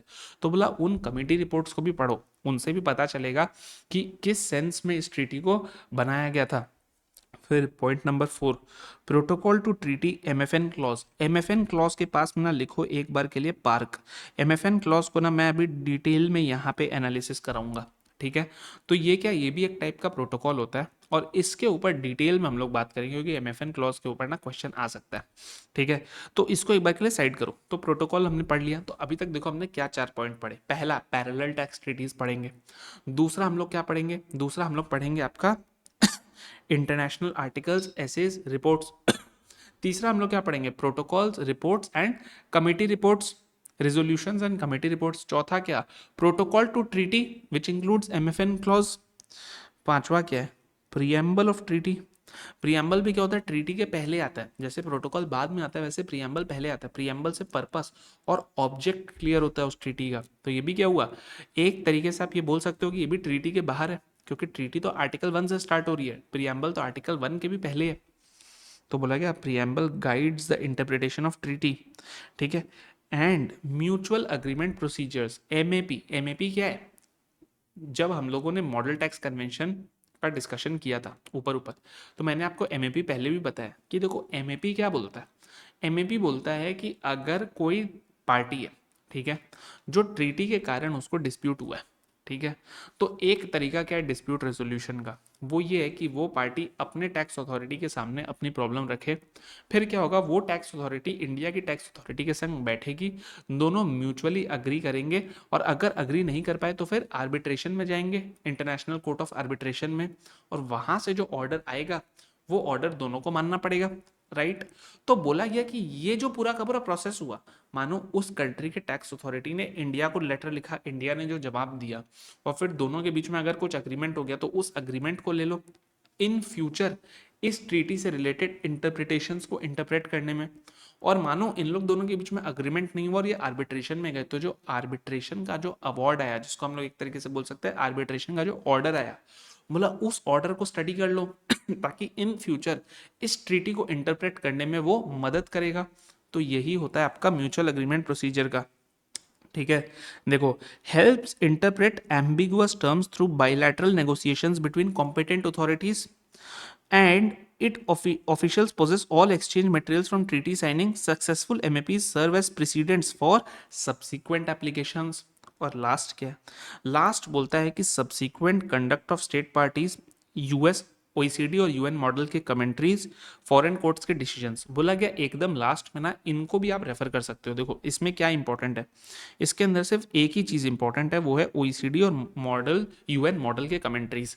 और यही पूरा का पूरा चीज है हम लोग का next topic, model tax convention. देखो होता क्या, ट्रीटी, जो आपका ट्रीटी बनता है, ठीक है, ट्रीटी के अंदर ये चीज होने चाहिए, ये कौन बताता है, इसका ना एक मॉडल टेम्पलेट होता है, ठीक है। इसका एक मॉडल टेम्पलेट होता है, वो टेम्पलेट दो ही टाइप के प्राइमरीली होते हैं, एक ओईसीडी मॉडल और एक यूएन मॉडल, ठीक है। लेकिन मैं आपको ये क्लियर कर देता हूँ, वो मॉडल क्या होता है, वो मॉडल खाली एक स्केलेटल फ्रेमवर्क देता है। उस मॉडल के अंदर नो डाउट कमेंट्रीज रहते हैं कि पी क्लॉज के अंदर ये चीज़ होनी चाहिए, पी का मीनिंग ये होता है ना तेना होता है। लेकिन कंट्रीज के पास अपना डिस्क्रिप्शन होता है कि आप ज़रूरी नहीं है कि ओईसीडी ही फॉलो करो या यूएन ही फॉलो करो, आपके हिसाब से आपको जो बेहतर लगता है आप वो फॉलो कर लो। लेकिन बोला गया कि जब आपने मानो ओईसीडी मॉडल फॉलो कर लिया, या जैसे India majority UN model follow करता है, तो यहाँ पे पता है क्या बोला गया, यहाँ पर ये बोला गया कि आप फिर उन कमेंट्रीज को भी देख सकते हो कि भैया इंडिया ने तो ऐसा पैराग्राफ लिखा, लेकिन ओरिजिनल जो कमेंट्री था उसमें कैसा टाइप का पैराग्राफ था, तो दोनों के बीच में क्या डिफरेंस है, उससे समझ में आएगा कि अच्छा अगर हम ओरिजिनल कोई बेस लेकर के बना रहे थे तो मे बी ड्राफ्टिंग एरर है, या इसका इंटरप्रिटेशन ऐसा होना चाहिए, वर्ड्स ऐसे चूज किए गए हैं जो भी। तो अभी हम लोगों ने जो एक्सट्रिंसिक एड्स पढ़े क्या क्या, सबसे पहला हमने क्या पढ़ा, पैरेलल टैक्स ट्रीटीज। दूसरा हमने क्या पढ़ा, दूसरा हमने पढ़ा इंटरनेशनल आर्टिकल्स और रिपोर्ट्स, देखो। तीसरा हमने क्या पढ़ा, प्रोटोकॉल रेजोल्यूशन कमेटी रिपोर्ट्स। चौथा प्रोटोकॉल टू द ट्रीटी। पांचवा क्या, प्रीएम्बल ऑफ द ट्रीटी। छठा क्या, छठा के अंदर था म्यूचुअल अग्रीमेंट प्रोसीजर। और सातवां क्या, ओईसीडी या यूएन के मॉडल कमेंट्रीज या फॉरेन कोर्ट्स के डिसीजंस। तो हम लोगों ने 8 प्रिंसिपल्स पढ़े। अब हम लोगों ने 7 एक्सट्रिंसिक एड्स पढ़ लिए। अब एमएफएन क्लॉज के ऊपर ना मेरे को थोड़ा सा डिटेल में आप लोगों के संग टाइम स्पेंड करना है, ठीक है। तो पहले मैं एमएफएन क्लॉज ही कराऊंगा, और फिर हम लोग जाएंगे एक तीसरी चीज के ऊपर, जिसको याद है मैंने शुरू में पार्क लिखवा दिया था, Vienna convention on the law of treaties. मैंने बोला था इसको भी पार्क करके रखो, बाद में डिस्कस करेंगे, उसी के ऊपर हम लोग अब आएंगे। पहले एक बार एमएफएन क्लॉज डिस्कस करते हैं, और फिर हम लोग वियना कन्वेंशन डिस्कस करेंगे। देखो एमएफएन का मतलब क्या होता है, एमएफएन का फुल फॉर्म है मोस्ट फेवर्ड नेशन। क्या है एमएफएन का full form, most favoured nation. अगर सिंपल टर्म्स में बोलूँ ना, तो ये किस लिए होता है, ओईसीडी है, Organisation for Economic Cooperation and Development. इसके अंदर मेजरली ना यूरोपियन कंट्रीज है, ठीक है, यूरोप के जो कंट्रीज है वो मेजरली है। तो मानो आज इंडिया एक ट्रीटी में एंटर करता है फ्रांस के संग, जहां पर ये बोला गया है कि भाई डिविडेंड को टैक्स किया जाएगा एट 10%, ठीक है। अभी एग्जांपल जस्ट दे रहा हूँ खाली ऊपर ऊपर से समझाने के लिए, बाकी एक डिटेल्ड एग्जांपल मैंने ऑलरेडी कवर किया, ठीक है। तो इंडिया फ्रांस की DTAA एंटर हुई, बोला गया डिविडेंड को टैक्स करेंगे 10% पे।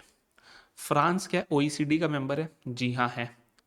मानो जर्मनी के संग भी कल को हम लोगों का एक ट्रीटी साइन होता है, और उस ट्रीटी के अंदर इंडिया ने लिख दिया कि 15% पे डिविडेंड को टैक्स करेंगे, इंडिया जर्मनी ट्रीटी के अंदर।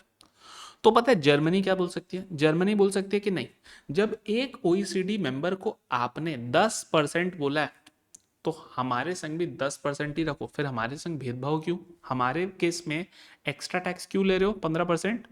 बोला गया नहीं। मोस्ट फेवर्ड नेशन मतलब क्या है, कि अगर किसी कंट्री के संग आपने एक सर्टेन चीज टैक्सिंग राइट की बात कर ली, तो ओईसीडी के जो बाकी मेंबर्स है ना, उनको भी वही सेम राइट देना पड़ेगा, उससे खराब नहीं दे सकते हो। देखो अब इसका प्रैक्टिकल क्या है वो समझाता हूँ। मतलब देखो these are usually found in the protocols and exchange notes to the tax treaties.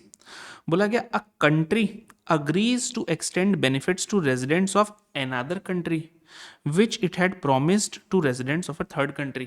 मतलब क्या, अ कंट्री मतलब कौन सा हो गया, इंडिया।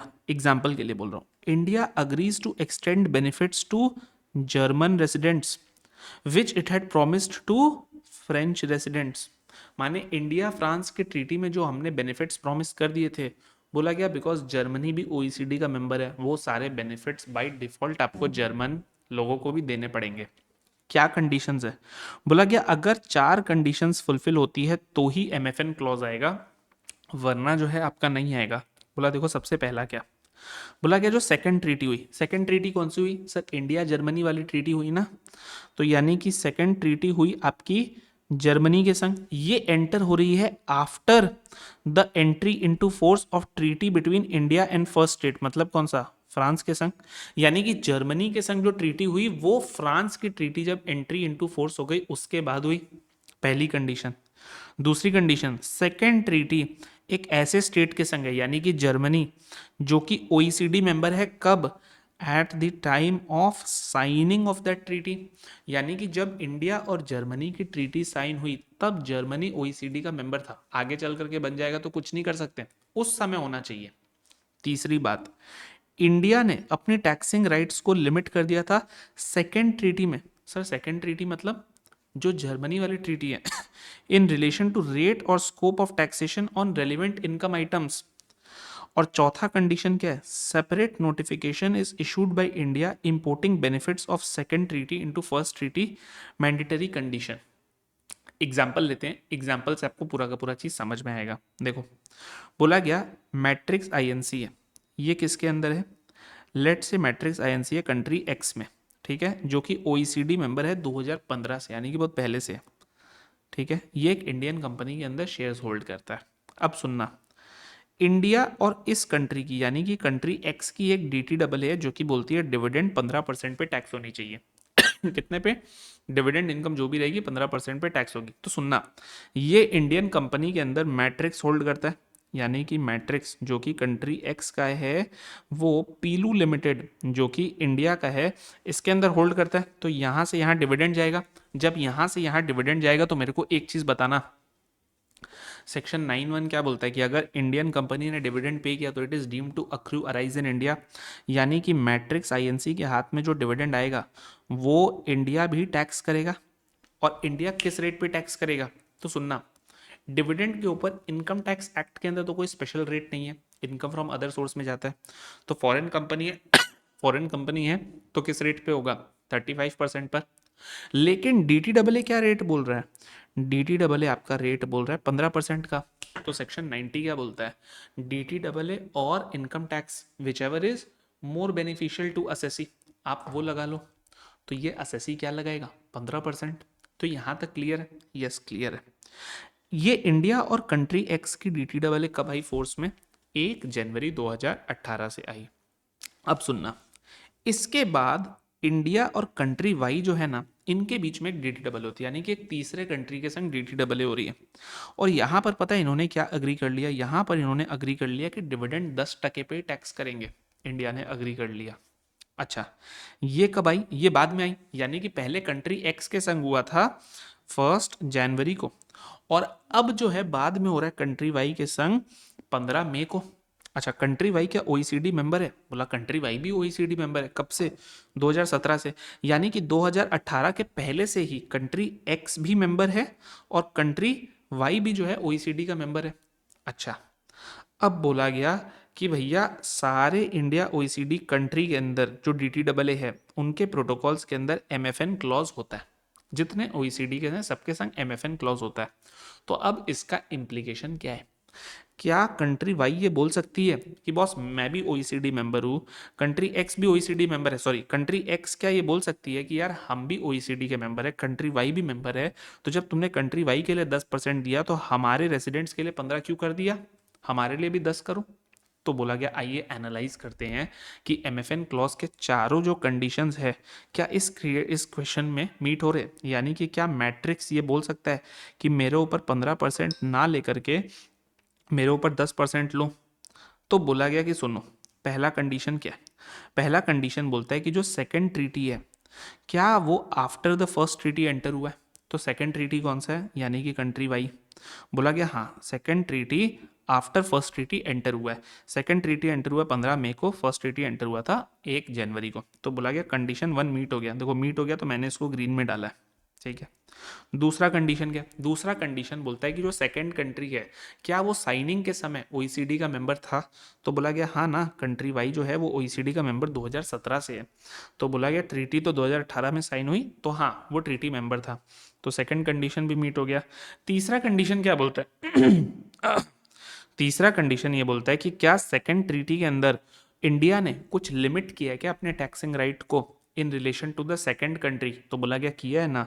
ऐसे तो इंडिया 15% लेता है, लेकिन ये जो सेकंड ट्रीटी है ना इसके अंदर इंडिया सिर्फ 10% ही ले रहा है वर्सेस 15% जो बाकियों में लेता है।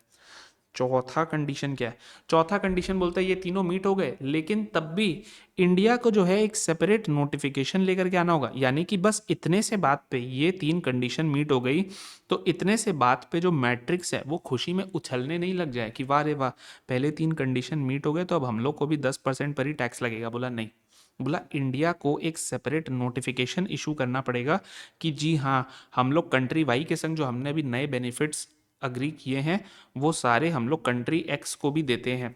बोला गया ये मैंडेटरी कंडीशन है। और ये किस में आया था, ये सुप्रीम कोर्ट ने अभी रिसेंटली 2023 में नेस्ले के केस में दिया। इसके कारण ना इंटरनेशनल स्टेज पर इंडिया की बहुत ज़्यादा बदनामी भी हुई थी कि देखो कैसे चोर लोग हैं कि भाई इतना सा फुद्दू सा रीज़न से बेनिफिट्स नहीं दिया। लेकिन what ever be it, condition है तो है। कंडीशन क्या है, कंडीशन है कि ये तीनों चीज़ फुलफिल हो गई, अच्छी बात है, लेकिन इंडिया को एक अलग से नोटिफिकेशन इशू करना पड़ेगा जहाँ पे इंडिया फॉर्मली एग्री करेगा कि हाँ ठीक है, अब जो है कंट्री वाई के बेनिफिट्स मैं कंट्री एक्स को भी दूंगा। तो बोला गया क्या इंडिया ने सेपरेट नोटिफिकेशन इशू किया है। तो बोला गया अगर नोटिफाई कर दिया तब तो नो डाउट 10% ही अप्लाई करेगा। यानी कि तब जो मैट्रिक्स आईएनसी है उसको 10% पर ही डिविडेंड पे टैक्स देना है। लेकिन अगर नोटिफाइड नहीं है तब 15% अप्लाई करेगा, even if conditions 1 2 3 are met. यानी कि 1 2 3 मीट हो गए हैं, लेकिन इंडिया ने अगर नोटिफाई नहीं किया है तो कुछ नहीं कर सकते हो, आपको क्या है 15% ही अप्लाई करेगा। लेकिन अगर नोटिफाई कर दिया तो मोस्ट फेवर्ड नेशन का क्लॉज है, यानी कि कंट्री एक्स भी ओईसीडी का मेंबर है, कंट्री वाई भी ओईसीडी का मेंबर है। तो जब कंट्री वाई को आपने 10% दिया तो कंट्री एक्स को भी 10% देना ही पड़ेगा। अब सुनना, क्वेश्चन के अंदर एक सेकेंड पार्ट है कि what if country Y became OECD member in 2020। Sir अगर कंट्री वाई जो है ये 2020 में ओईसीडी की मेंबर बनेगी तो जो हमारा कंडीशन है नंबर 2 वो क्या बोलता है कि जो सेकंड ट्रीटी है वो जब साइन हुई थी तो ओईसीडी का मेंबर था वो वाला कंट्री। तो सर सेकंड ट्रीटी कब साइन हुई थी, 15 मई को 2018। और 2018 में तो कंट्री वाई फिर ओईसीडी का मेंबर नहीं है, क्योंकि क्वेश्चन ये बोलता है कि ओईसीडी का मेंबर तो कंट्री वाई 2020 में बना। तो अगर ये है तो आपका सेकंड कंडीशन ही फुलफिल नहीं होगा। तो देखो ऑल्टरनेट सिनेरियो में क्या, ऑल्टरनेट सिनेरियो में country Y becomes OECD member only from 2020, तो देयरफॉर कंडीशन 2 फेल्स। तो country Y was not OECD member, hence 10% rate is not applicable and matrix INC will continue to be taxed at 15%। ठीक है, तो हम लोगों ने MFN clause भी पढ़ लिया। अब एक बार पीछे हो, पीछे आकर के जो आपका वियना कन्वेंशन जो था ना, Vienna convention on the law of treaties, ये हम लोगों ने छोड़ दिया था। ये क्या है ना, जैसा मैंने आपको शुरू में इंट्रोडक्शन में बताया था कि वियना कन्वेंशन देखो क्या बोलता है। वियना कन्वेंशन ये बोलता है कि ऑस्ट्रिया के अंदर एक जगह वियना, वहां पर एक कमेटी बनाई गई। उन लोगों ने बोला हम लोग जो है कुछ क्रिटिकल प्रिंसिपल्स एन्यूमरेट करेंगे, लिस्ट करेंगे, जिसको फॉलो करना चाहिए at the time of interpretation of tax treaties. बोला गया इनको फॉलो करेंगे हर कोई यूनिफॉर्मली ताकि कंसिस्टेंट इंटरप्रिटेशन निकल करके आए। तो यहां पर पता है इन लोगों ने कितना दिया, इन लोगों ने दिया है 3 3 6 3 9 2 11 11 प्रिंसिपल्स इन लोगों ने दी है। ठीक है, जो प्रिंसिपल्स है आपके, उन प्रिंसिपल्स का ऐसा है कि इंडिया ने भी अग्री किया है कि हाँ हम जो है ऑनर करेंगे ट्रीटी टर्म्स को। तो आप ऑनर करोगे तो कैसे करोगे यार, कंसिस्टेंट इंटरप्रिटेशन नहीं रखोगे। आप अगर ऑनर करना चाहते हो ट्रीटी के टर्म्स को तो तभी हो पाएगा ना जब सामने वाला और आप सेम पेज पर हो, सेम पेज पर हो, यानी कि कॉमन इंटरप्रिटेशन मेथोडोलॉजी होनी चाहिए। उसी के ऊपर है देखो कि एक चीज याद रखना, ये जो है ये वियना कन्वेंशन 116 कंट्रीज की तरफ से रेटिफाइड है, it is as of this. तो अगर कोई एमसीक्यू इस टाइप का आ जाए, ऑल्दो मेरे को नहीं लगता आएगा, तो फिर भी आपको पता होना चाहिए कि 116 कंट्रीज ने इसको करके रखा है। अब देखो While India is not a signatory, but it definitely it follows the principles of customary international law. तो इंडिया के लिए भी ये इंपॉर्टेंट है। अब देखो क्या क्या है। सबसे पहला क्या है, पैक्टा संट सर्वेंडा। ये क्या बोलता है? पैक्टा संट सर्वेंडा ये बोलता है कि भाई हर ट्रीटी को ना आप गुड फेथ में ही इंटरप्रेट करो, यानी कि every treaty in force is binding on parties and must be followed in good faith. मतलब क्या बोला गया कि देखो आज इंडिया ने क्या किया, लेट से इंडिया ने मॉरिशस के संग एक ट्रीटी में एंटर किया और बोला कि सोर्स रूल के ऊपर हम लोग कैपिटल गेन्स नहीं लेंगे। यानी कि अगर कोई मॉरिशस का रेजिडेंट है जिसको इंडिया से कैपिटल गेन्स होता है इंडिया के कोई कैपिटल एसेट को ट्रांसफर करके, तो हम अपना कैपिटल गेन्स का राइट छोड़ देते हैं। ठीक है, अब सुनना, भर भर करके मॉरिशस से इन्वेस्टमेंट्स आने लग गए आने लग गए आने लग गए। अब इंडिया ने बोला कि शिट यार, हम लोगों ने तो सोचा ही नहीं था इतने सारे इन्वेस्टमेंट्स आ जाएंगे। लोग जबरदस्त तरीके से इंडिया के स्टॉक मार्केट में पैसा डाल रहे हैं मॉरिशस के रूट से, एंड फिर क्या कर रहे हैं उन लोग, कैपिटल गेन्स भर भर के कमा रहे हैं। अब इंडिया के मन में आ गया लालच। इंडिया ने बोला नहीं यार, इतने के ऊपर तो टैक्स छोड़ूंगा नहीं, किसी हालत में नहीं छोड़ूंगा। उन्होंने क्या किया, मन में जैसे ही लालच आया उन्होंने रेट्रोस्पेक्टिव अमेंडमेंट कर दिया कि ये ट्रीटी की कोई वैल्यू नहीं है हमारे नज़र में, हटाओ इस ट्रीटी को, सबके ऊपर टैक्स करो। बोला ये नहीं चलेगा। क्यों? क्योंकि वियना कन्वेंशन बोलता है पैक्टा संट सर्वेंडा, ये प्रिंसिपल बोलता है कि आपको जैसा आप इंडियन टैक्स लॉ के लिए करते हो ना कि भाई इंडियन टैक्स लॉ में प्राण जाए पर वचन ना जाए, यानी कि इंडियन टैक्स लॉ का एक एक शब्द इंप्लीमेंट होना चाहिए। बोला वैसा ही रिस्पेक्ट आपको इंटरनेशनल ट्रीटी को भी देना पड़ेगा कि आपको गुड फेथ में उसको आपने एंटर किया है उसको करना पड़ेगा। रेट्रोएक्टिव अमेंडमेंट्स करके आप क्या करो, डोमेस्टिक लॉ के अंदर रेट्रोस्पेक्टिव अमेंडमेंट्स करके उन ट्रीटी बेनिफिट्स को छीनो मत। ये हो गया पहला प्रिंसिपल। दूसरा प्रिंसिपल क्या बोलता है, नॉन रेट्रोएक्टिविटी। नॉन रेट्रोएक्टिविटी क्या बोलता है कि देखो, बोलता है unless differently intended treaties do not bind parties in relation to acts occurring before the treaties enter into force। मतलब क्या, मतलब है मानो इंडिया सिंगापुर के ट्रीटी के अंदर हम लोगों ने मिलकर के डिसाइड किया कि भाई सिंगापुर जो है इंडियन कंपनीज के डिविडेंड के ऊपर टैक्स नहीं करेगी, एंटायरली डिविडेंड जो है इंडियन कंपनीज के ऊपर जो एंटायर डिविडेंड है वो इंडिया ही टैक्स करेगी। ठीक है, अब मानो ये जो ट्रीटी एंटर हुआ, इस ट्रीटी के पहले कोई दूसरा ट्रीटी चलता था, उस ट्रीटी के अंदर यह था कि इंडिया एग्जेम्प्ट करके रखेगी और सिंगापुर टैक्स करेगी। अब जैसे ये ट्रीटी आ गया, इंडियन गवर्नमेंट क्या ये बोल सकती है कि इसको मैं रेट्रोस्पेक्टिवली मानूंगा, यानी कि पुराना अग्रीमेंट हटाओ, हम लोग तो शुरू से सबका डिविडेंड इंडिया में ही टैक्स मानेंगे? बोला गया नहीं। बोला ये ट्रीटी जिस दिन फोर्स में आई उस दिन के बाद से इंडिया टैक्स करेगी, लेकिन this will not apply to any of the act which is done before this treaty came into effect. तो बोला कि नॉन रेट्रोएक्टिविटी, यानी कि रेट्रोस्पेक्टिव इफेक्ट मत दीजिए प्लीज। ट्रीटी जिस दिन से फोर्स में आई उस दिन के बाद से आप पूरा पालन करो, कोई प्रॉब्लम नहीं है, लेकिन उस दिन के पहले के जितने भी एक्ट्स हैं उनके ऊपर प्लीज इस ट्रीटी को थोपो मत। तीसरी बात क्या, इंटरनल लॉ एंड ट्रीटीज, यानी कि a party cannot invoke provisions of its internal law to justify failure to perform a treaty obligation. क्या इंडियन गवर्नमेंट ये बोल सकती है कि नहीं हम ना आपके संग एक्सचेंज ऑफ इंफॉर्मेशन नहीं कर पाएंगे? क्यों नहीं कर पाएंगे? क्योंकि हमारे यहाँ ना इंटरनल फेलियर है, यानी कि हमारे यहाँ ना टैक्स ऑफिसर्स ने ढंग से डेटा नहीं मेंटेन किया। बोला नहीं, ये सब नहीं। अगर आपने ट्रीटी को एंटर किया है, honour it, your internal failure cannot be a reason for dishonouring the treaty. यानी कि आपका इंटरनल लॉ जो है उसके कोई प्रोविजंस ऐसे नहीं होने चाहिए to justify failure to perform a treaty obligation कि बॉस हम लोग तो ये नहीं कर सकते क्योंकि इंडिया के अंदर ये चीज़ नहीं होता है। नहीं, वो आपका प्रॉब्लम है। जब आपने अग्री किया तो आपको वैसे सिस्टम्स बनाने पड़ेंगे, आपको अपने इंटरनल लॉ को उस हिसाब से मोल्ड करना पड़ेगा, चेंज करना पड़ेगा कि that should happen. Territorial scope, इसको करने का सिंपल तरीका है। क्या इंडियन गवर्नमेंट ये बोल सकती है कि देखो जो इंडिया और जापान की ट्रीटी है ना उसके अंदर इंडिया के सिर्फ 5 ही स्टेट इंक्लूड होंगे, यानी कि मानो राजस्थान, गुजरात, वेस्ट बंगाल, कर्नाटका और तमिलनाडु, बस इन्हीं 5 स्टेट्स का हम जो है जापान के संग ट्रीटी करा रहे, रेस्ट ऑफ इंडिया का इम्पैक्ट नहीं आएगा। यानी कि मानो कोई ट्रेडर कहाँ पे बैठा है, कोई ट्रेडर आपका बैठा है जम्मू कश्मीर में, कोई बहुत बड़ी कंपनी है जो कि जम्मू कश्मीर में, अभी उनका कोई ट्रांजैक्शन हो गया जापान के संग, तो हम लोगों ने ये बोल देंगे कि नहीं इंडिया के तो सिर्फ 5 ही स्टेट्स जो है वो जापान के ट्रीटी से गवर्न होते हैं, जम्मू कश्मीर नहीं गवर्न होता है। क्या हम ऐसा बोल सकते हैं? ना। A treaty once entered between India and Japan उसका पूरा India, India means whole of India, Japan means whole of Japan. तो देखो बोलता है unless differently intended treaty is binding upon each party in respect of its entire territory, selective नहीं, entire territory.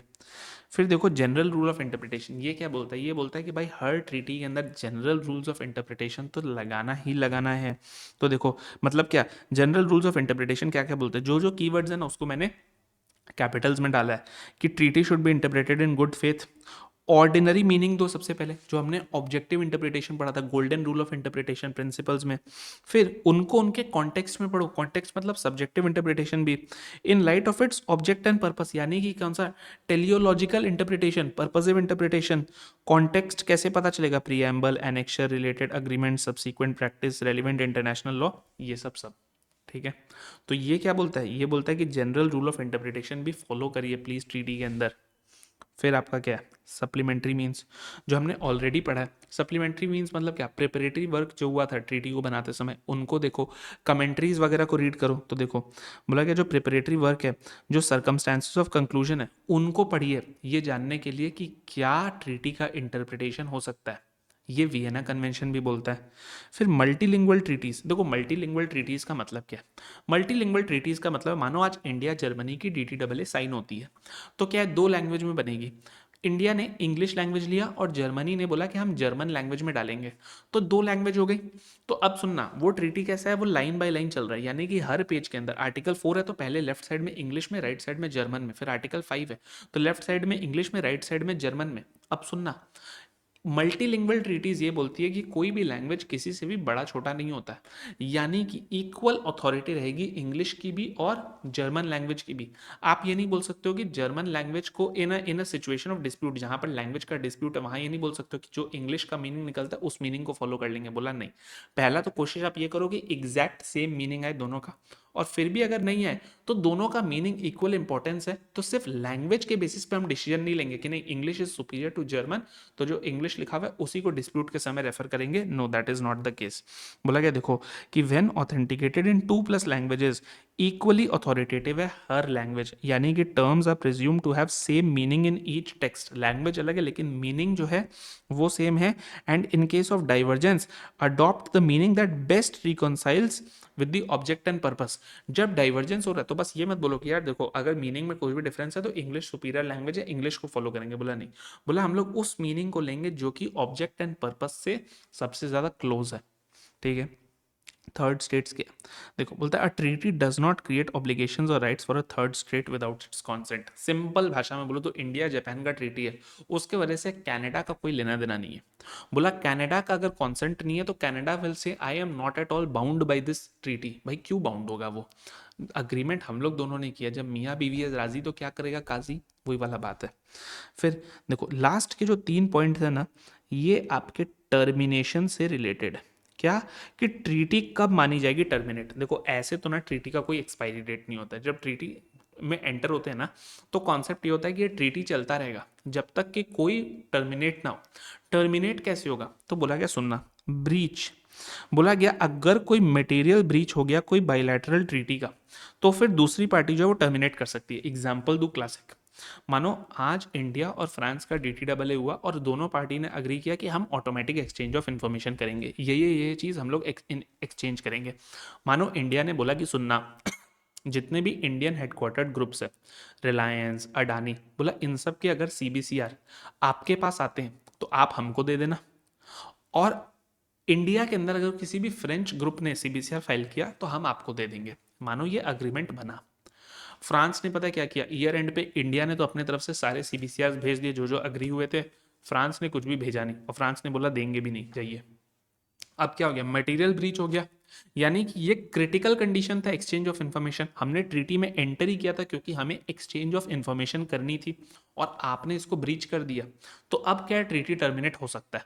ऐसा नहीं कि छोटे छोटे बात पे ट्रीटी टर्मिनेट करते रहेंगे। बोला कि मटेरियल ब्रीच अगर होगा तब फिर ट्रीटी जो है उसको या तो टर्मिनेट कर देंगे या सस्पेंड कर देंगे। और मटेरियल ब्रीच का मीनिंग क्या है, बोला गया मटेरियल ब्रीच का सीधा सीधी इंप्लीकेशन है रिपुडिएशन ऑफ ट्रीटी और violation of provision essential to object और पर्पस, यानी कि ट्रीटी को ही आपने फॉलो नहीं किया या फिर कोई ऐसा कंडीशन था जो कि एसेंशियल था इसके ऑब्जेक्ट पर्पस के लिए। जैसे फ्रांस के संग हमारा एंटर करने का ऑब्जेक्ट या पर्पस यही था कि हमें एक्सचेंज ऑफ इंफॉर्मेशन करना था, वही अगर नहीं होगा तो फिर मटेरियल ब्रीच हो गया।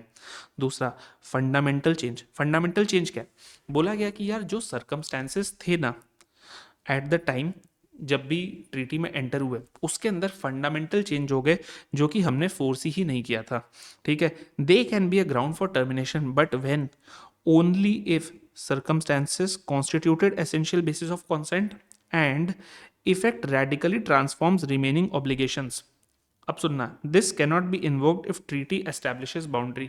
फंडामेंटल चेंज का देखो क्लियर सा मीनिंग बताता हूँ। जैसे मानो इंडिया मॉरिशस का ट्रीटी के अंदर कैपिटल गेन्स एग्जेम्प्ट है, वो रियलिटी है। अब ऑल दो उसके अंदर LOB test, principal purpose test आ गया 1/4/2017 के बाद से, ये भी आ गया कि जो शेयर्स एक्वायर हुए उनके ऊपर कैपिटल गेन्स नहीं है। एक बार उन सबको हटाओ, एक बार सिंपल मान के चलते हैं कि इंडिया मॉरिशस की ट्रीटी हुई। जब ट्रीटी हुई तब इंडियन गवर्नमेंट ने बोला यस हमें एकदम इन्वेस्टमेंट्स चाहिए भर भर करके, एफडीआई, एंड हम लोग कैपिटल गेन सारा एग्जेम्प्ट करते हैं मॉरिशियन रेसिडेंट्स के लिए। ठीक है, उस समय के हालात ऐसे थे कि इंडिया ने कभी सोचा नहीं था कि एक दिन हम लोगों का टैक्स कलेक्शन का बैंड बच जाएगा। मैं चाहता भी नहीं हूँ, लेकिन एग्जाम्पल के लिए मानो ना कि मानो जब एंटर हुआ था तो 2002 में एंटर हुआ था, एग्जाम्पल ले रहा हूँ। अब 2032 मानो 2032 में इंडिया की इकोनॉमी की एकदम बदतर हालत हो जाती है, एग्जाम्पल बस खाली ले रहा हूँ।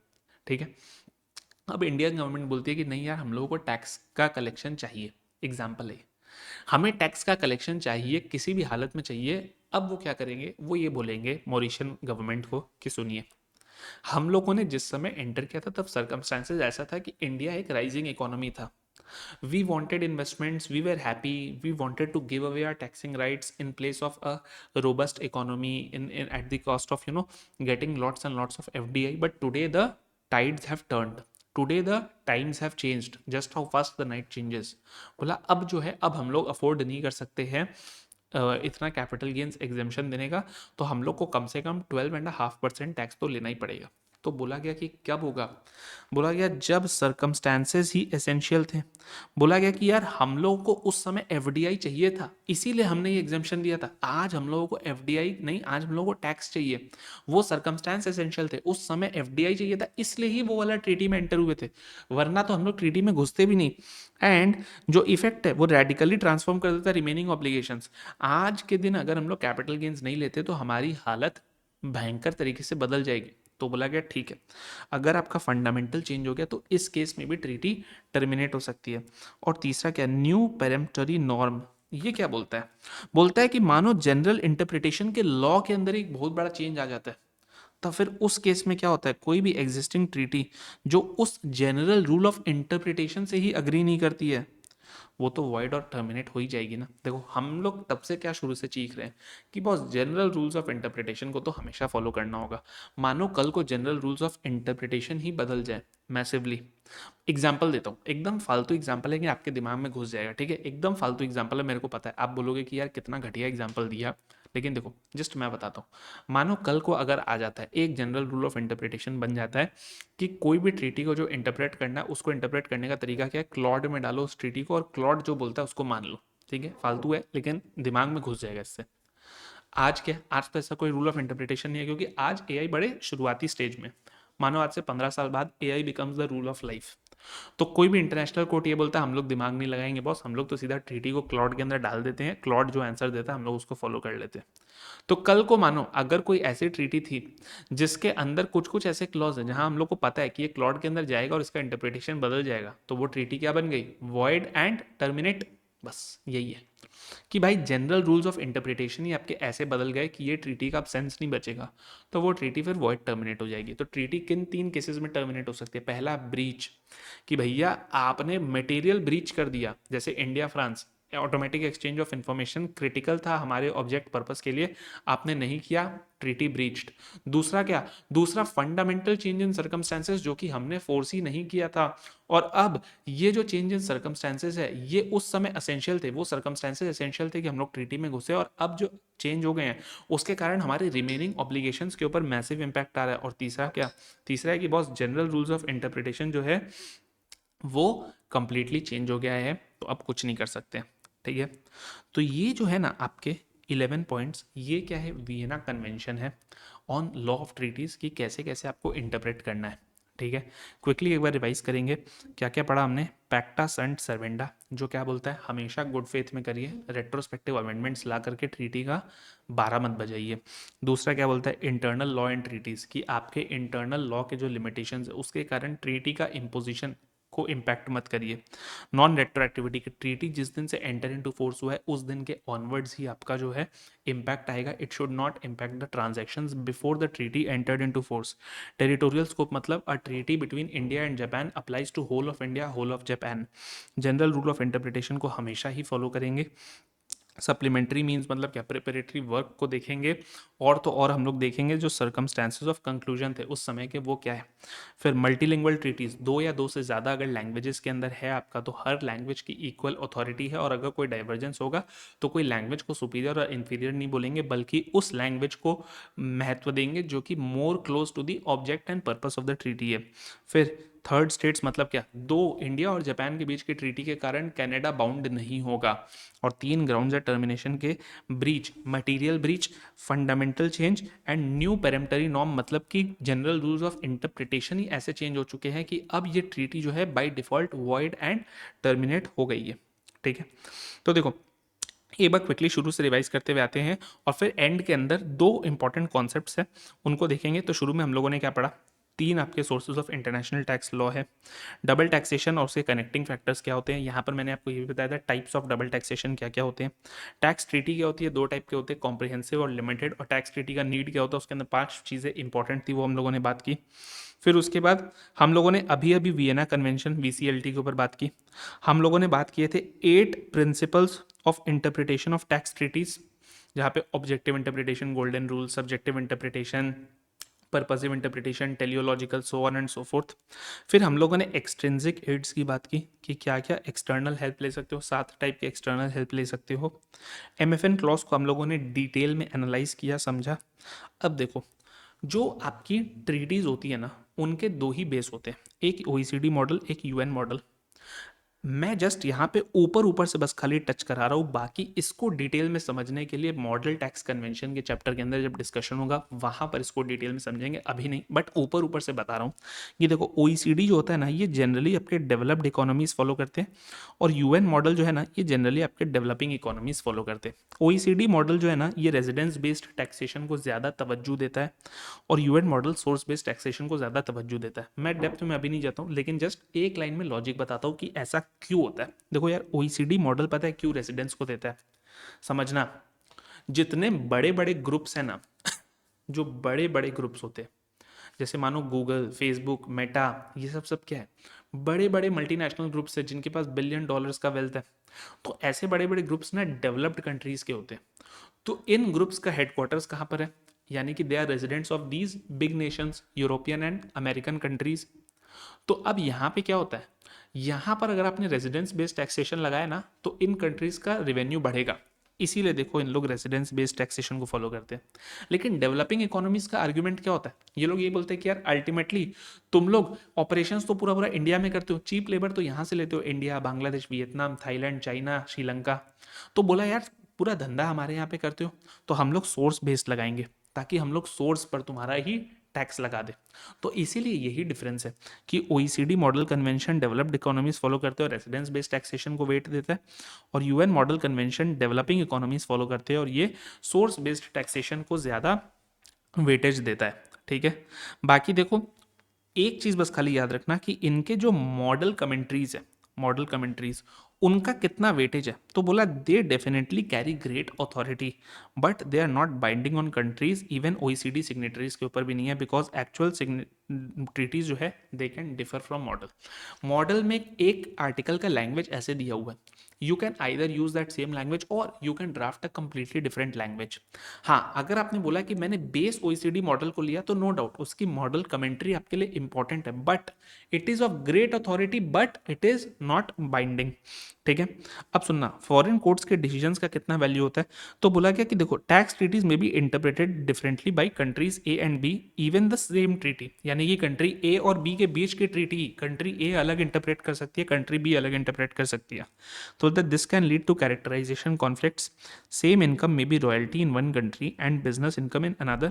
तो foreign court rulings assist in harmonious interpretation. तो मानो अगर इंडियन टैक्स अथॉरिटीज ये देखती है कि ऑलरेडी जापान की जो सुप्रीम कोर्ट है उन्होंने एक व्यू लिया है इसका, तो they can also study that decision कि भाई उन्होंने कुछ सोच समझ के लिया होगा ना, कुछ ढंग से एनालाइज करके लिया होगा, तो क्यों ना उनका जजमेंट पढ़ा जाए. अब देखो ये सब जस्ट आपके रीडिंग पर्पस के लिए, मैं इनके ऊपर नहीं जाऊंगा क्योंकि एक इंपॉर्टेंट कॉन्सेप्ट मेरे को और आप लोगों को कराना है before I close this topic. ये आप लोग पढ़ लेना. इसके अंदर बेसिकली कुछ नहीं है. आंध्र प्रदेश की जो हाई कोर्ट है ना, उन्होंने इंटरनेशनल आर्टिकल्स को रेफर किया था, इसलिए मैंने जस्ट आपके रेफरेंस पर्पस के लिए इसको दिया है. और मैंने ना जस्ट आपको एग्जाम्पल बताने के लिए दिया है कि कौन से इंडियन केसेस ऐसे जिन्होंने फॉरेन कोर्ट्स के डिसीजंस के ऊपर रिलाई किया था. जस्ट रीड करने के लिए ना एक बार बस कर लेना इन तीन को, ठीक है. आज़ादी बचाओ आंदोलन, विशाखापट्टनम पोर्ट और अब्दुल रजाक ए मेमन, ठीक है. अब सुनना, एक लास्ट आपका कॉन्सेप्ट होता है एम्बुलेटरी वर्सेस स्टैटिक अप्रोच. ये क्या बोलना चाहता है ना, इसको समझना. देखो बोलते ट्रीटी के इंटरप्रिटेशन के ना अप्रोचेस अगर बोलोगे तो दो होते हैं. एक होता है स्टैटिक अप्रोच और एक होता है आपका एम्बुलेटरी अप्रोच. देखो नाम से ही समझना है, स्टैटिक मतलब जो स्टैग्नेंट है, एम्बुलेटरी क्या होगा, इसका ऑपोजिट, यानी कि जो इवॉल्विंग है, कॉन्टेम्पोरेरी. देखो सिंपल पढ़ेंगे बाद में, पहले मीनिंग बताता हूँ ब्रॉडली क्या. ट्रीटी कोई साइन हुई, मानो इंडिया और स्वीडन की ट्रीटी है, एग्जाम्पल दे रहा हूँ, ठीक है. कब साइन हुई सर, ये इंडिया और स्वीडन की ट्रीटी मानो साइन हो गई थी 1992 में. अब आपको भी पता है आज हम लोग कहाँ बैठे हैं, 2026 में बैठे. तो 1992 से 2026 कितना टाइम बीत गया, इतना इतना टाइम बीत गया. पूरे के पूरे इकोनॉमिक हालात बदल गए, आपका सोशल एंड कल्चरल जो आपका स्टाइल है वो सब चेंज हो गया, everything changed. So do you think कि भाई हम लोगों को इस ट्रीटी को इंटरप्रेट करते समय, देखो उस समय कुछ कुछ टर्म्स होंगे, हो सकता है उस ट्रीटी के अंदर आपका वर्चुअल पीई के बारे में कुछ बोला ही नहीं गया हो, क्योंकि उस समय तो इंटरनेट जस्ट नया नया था. आज के दिन तो बॉस इंटरनेट अब आज के दिन में पुरानी बात हो गई है, अब तो एआई वीआई सब कुछ आ गया. तो बोला गया कि यार आप इस ट्रीटी के अंदर अगर कुछ इंटरप्रेट करोगे तो जो हम लोग करते हैं ना कॉन्टेम्पोरेनिया एक्सपोजिशियो जो प्रिंसिपल था, कॉन्टेम्पोरेनिया एक्सपोजिशियो जो प्रिंसिपल था, कि भैया ट्रीटी जब बना था तब उसके हालात देखो. तो बोला क्या कि यार हम लोग कौन से सिचुएशन देखे, आज का प्रेजेंट डे के अंदर इस ट्रीटी का इंटरप्रिटेशन कैसा होना चाहिए वो देखे, या ये ट्रीटी जब बनी थी उन हालातों में इसका इंटरप्रिटेशन था वो देखें. तो स्टैटिक अप्रोच पता है क्या बोलता है, स्टैटिक अप्रोच ये बोलता है कि you should refer to the meaning of the term as per domestic law at the time the treaty was signed, यानी कि 1992. बट यहाँ पे पता है क्या बोलता है, यहाँ पे बोलता है you should refer to the meaning of the term as per domestic law at the time of application, यानी कि 2026. देखो पहले प्रॉब्लम स्टेटमेंट क्या है वो समझो. प्रॉब्लम स्टेटमेंट ये है कि when a treaty refers to domestic tax law और model commentary for meaning of undefined terms. Treaty के अंदर कुछ टर्म्स है, मानो ट्रीटी के अंदर एक टर्म है आपका रॉयल्टी, ठीक है. अब ट्रीटी के अंदर बस ये बताया हुआ रॉयल्टी इनकम के ऊपर कौन टैक्स करेगा कौन नहीं करेगा. ट्रीटी के अंदर रॉयल्टी को डिफाइन नहीं किया गया, तो हम क्या बोलते हैं, जहाँ ट्रीटी में नहीं डिफाइन किया वहाँ डोमेस्टिक लॉ में आ जाइए, या फिर अगर मॉडल कमेंट्री में दिया हुआ है तो मॉडल कमेंट्री फॉलो कर लो. अब चीज़ ये है हम कौन सा डोमेस्टिक लॉ देखे, कौन सा मॉडल कमेंट्री लॉ देखे. ये ट्रीटी एंटर हुई थी 1992, तो 1992 में जो इंडिया का इनकम टैक्स था उस दिन के हिसाब से देखे, या आज जो इनकम टैक्स एक्ट 2025 है उसके हिसाब से हम लोग रॉयल्टी का मीनिंग देखें. तो स्टैटिक अप्रोच ये बोलता है कि जिस समय ट्रीटी साइन हुई थी आप उस समय का मीनिंग देखो, क्योंकि लिखने वालों ने तो उस समय के मीनिंग के हिसाब से लिखा था ना. लेकिन एम्बुलेटरी अप्रोच बोलता है कि भाई उसको छोड़ो, आप सिंपली ये बताओ कि ट्रीटी को अप्लाई कब कर रहे हो. सर ट्रीटी को तो हम अप्लाई आज कर रहे हैं, आज के डेट के लिए कर रहे हो ना. तो जब आज के डेट के लिए कर रहे हो तो मॉडर्न हालातों के हिसाब से रॉयल्टी का मीनिंग समझो, ठीक है. अब देखो इसके कारण क्या होता है, बोलता है static approach provides certainty and predictability. क्यों, क्योंकि 1992 का मीनिंग अगर हम लोग रेफर करेंगे तो अगर हम लोग 2020 में भी करना है तो भी 1992 पे ही करेंगे, 2026 में भी करना है तो भी हमको तो 1992 का ही देखना है, 2040 में भी करना है तो भी हमको तो 1992 का ही देखना है. तो इसके कारण क्या हो गया, प्रेडिक्टेबिलिटी आ गई कि हाँ भाई ठीक है अब रॉयल्टी का मीनिंग तो फिक्स हो गया. क्यों, क्योंकि 1992 तो फिक्स है ना. लेकिन यहाँ पर क्या है, यहाँ पर है आपका प्रेडिक्टेबिलिटी नहीं है. एम्बुलेटरी अप्रोच के अंदर जैसे जैसे वक्त बदलेंगे हालात बदलेंगे मीनिंग्स इवॉल्व होती जाएंगी. दूसरा स्टैटिक अप्रोच क्या है, it reflects the original intent of the contracting parties And when is it applied? It is applied when the amendment fundamentally changes the character substance of the term. अगर कोई ऐसा amendment आ चुका है आज के दिन लॉ में जिसके कारण रॉयल्टी का मीनिंग ही फंडामेंटली चेंज हो चुका है, तब तो हम लोग क्या करते हैं, स्टैटिक अप्रोच में जाते हैं कि नहीं यार, ट्रीटी के लिए तो यार देखो इंडियन टैक्स लॉ के अंदर क्या चेंज आया छोड़ो, इंडिया और स्वीडन ने जब बैठ करके किया था तब तो 1992 के मीनिंग पे जाओ। लेकिन ये कब होता है? Ambulatory approach. और मैं आपको बताऊँ, जनरली एम्बुलेटरी अप्रोच ही फेवर्ड होता है। देखो, बोलता है this is preferred by all model commentaries including US का technical explanation. It allows the treaty to keep pace with developments in society and technology. And when is it applied? It is applied when the amendment is only clarificatory. मानो with time 1992 से 2026 में royalty के ऊपर और amendments आए और वो सारे उन्होंने रॉयल्टी के मीनिंग को क्लैरिफाई किया, बेटर बताया। जैसे कंप्यूटर सॉफ्टवेयर, ये रॉयल्टी है, ये कैसे आया, ये जैसे जैसे हुआ। फिर मानो ये जो आपका इंजीनियरिंग एनालिसिस का केस आया था, उसने और भी कंप्यूटर सॉफ्टवेयर के ऊपर लाइट्स थ्रो किया। फिर हम लोगों ने एक चीज़ क्या पढ़ा कि अगर computer software is embedded in hardware तो फिर उसे रॉयल्टी नहीं मानते। तो विथ टाइम क्या हुआ, जो अमेंडमेंट्स आए उनसे रॉयल्टी के ऊपर हम लोगों को क्लैरिफिकेशन मिला है। ऐसा नहीं हुआ कि रॉयल्टी का मीनिंग ही फंडामेंटली चेंज हो गया, बल्कि रॉयल्टी के मीनिंग के ऊपर और क्लैरिटी आई है। तो फिर उस केस में एम्बुलेटरी अप्रोच फॉलो करना बेटर है। तो देखो, इन प्रैक्टिस क्या, इन प्रैक्टिस तो देखो यही बोला जाता है कि आप लेटेस्ट मीनिंग लो अगर ये मीनिंग से बेटर क्लैरिटी आती है, लेकिन आप ओरिजिनल मीनिंग लो अगर आपका जो भी अमेंडमेंट आया था वो इतना रेडिकल था कि मीनिंग ऑल टुगेदर चेंज हो गया। एग्जाम्पल क्या है कि देखो, बोलता है ट्रीटी जो था वो आपका ओईसीडी मॉडल कमेंट्री 1977 के ऊपर बेस्ड था। आज जो है ओईसीडी का 2017 का कमेंट्री चल रहा है।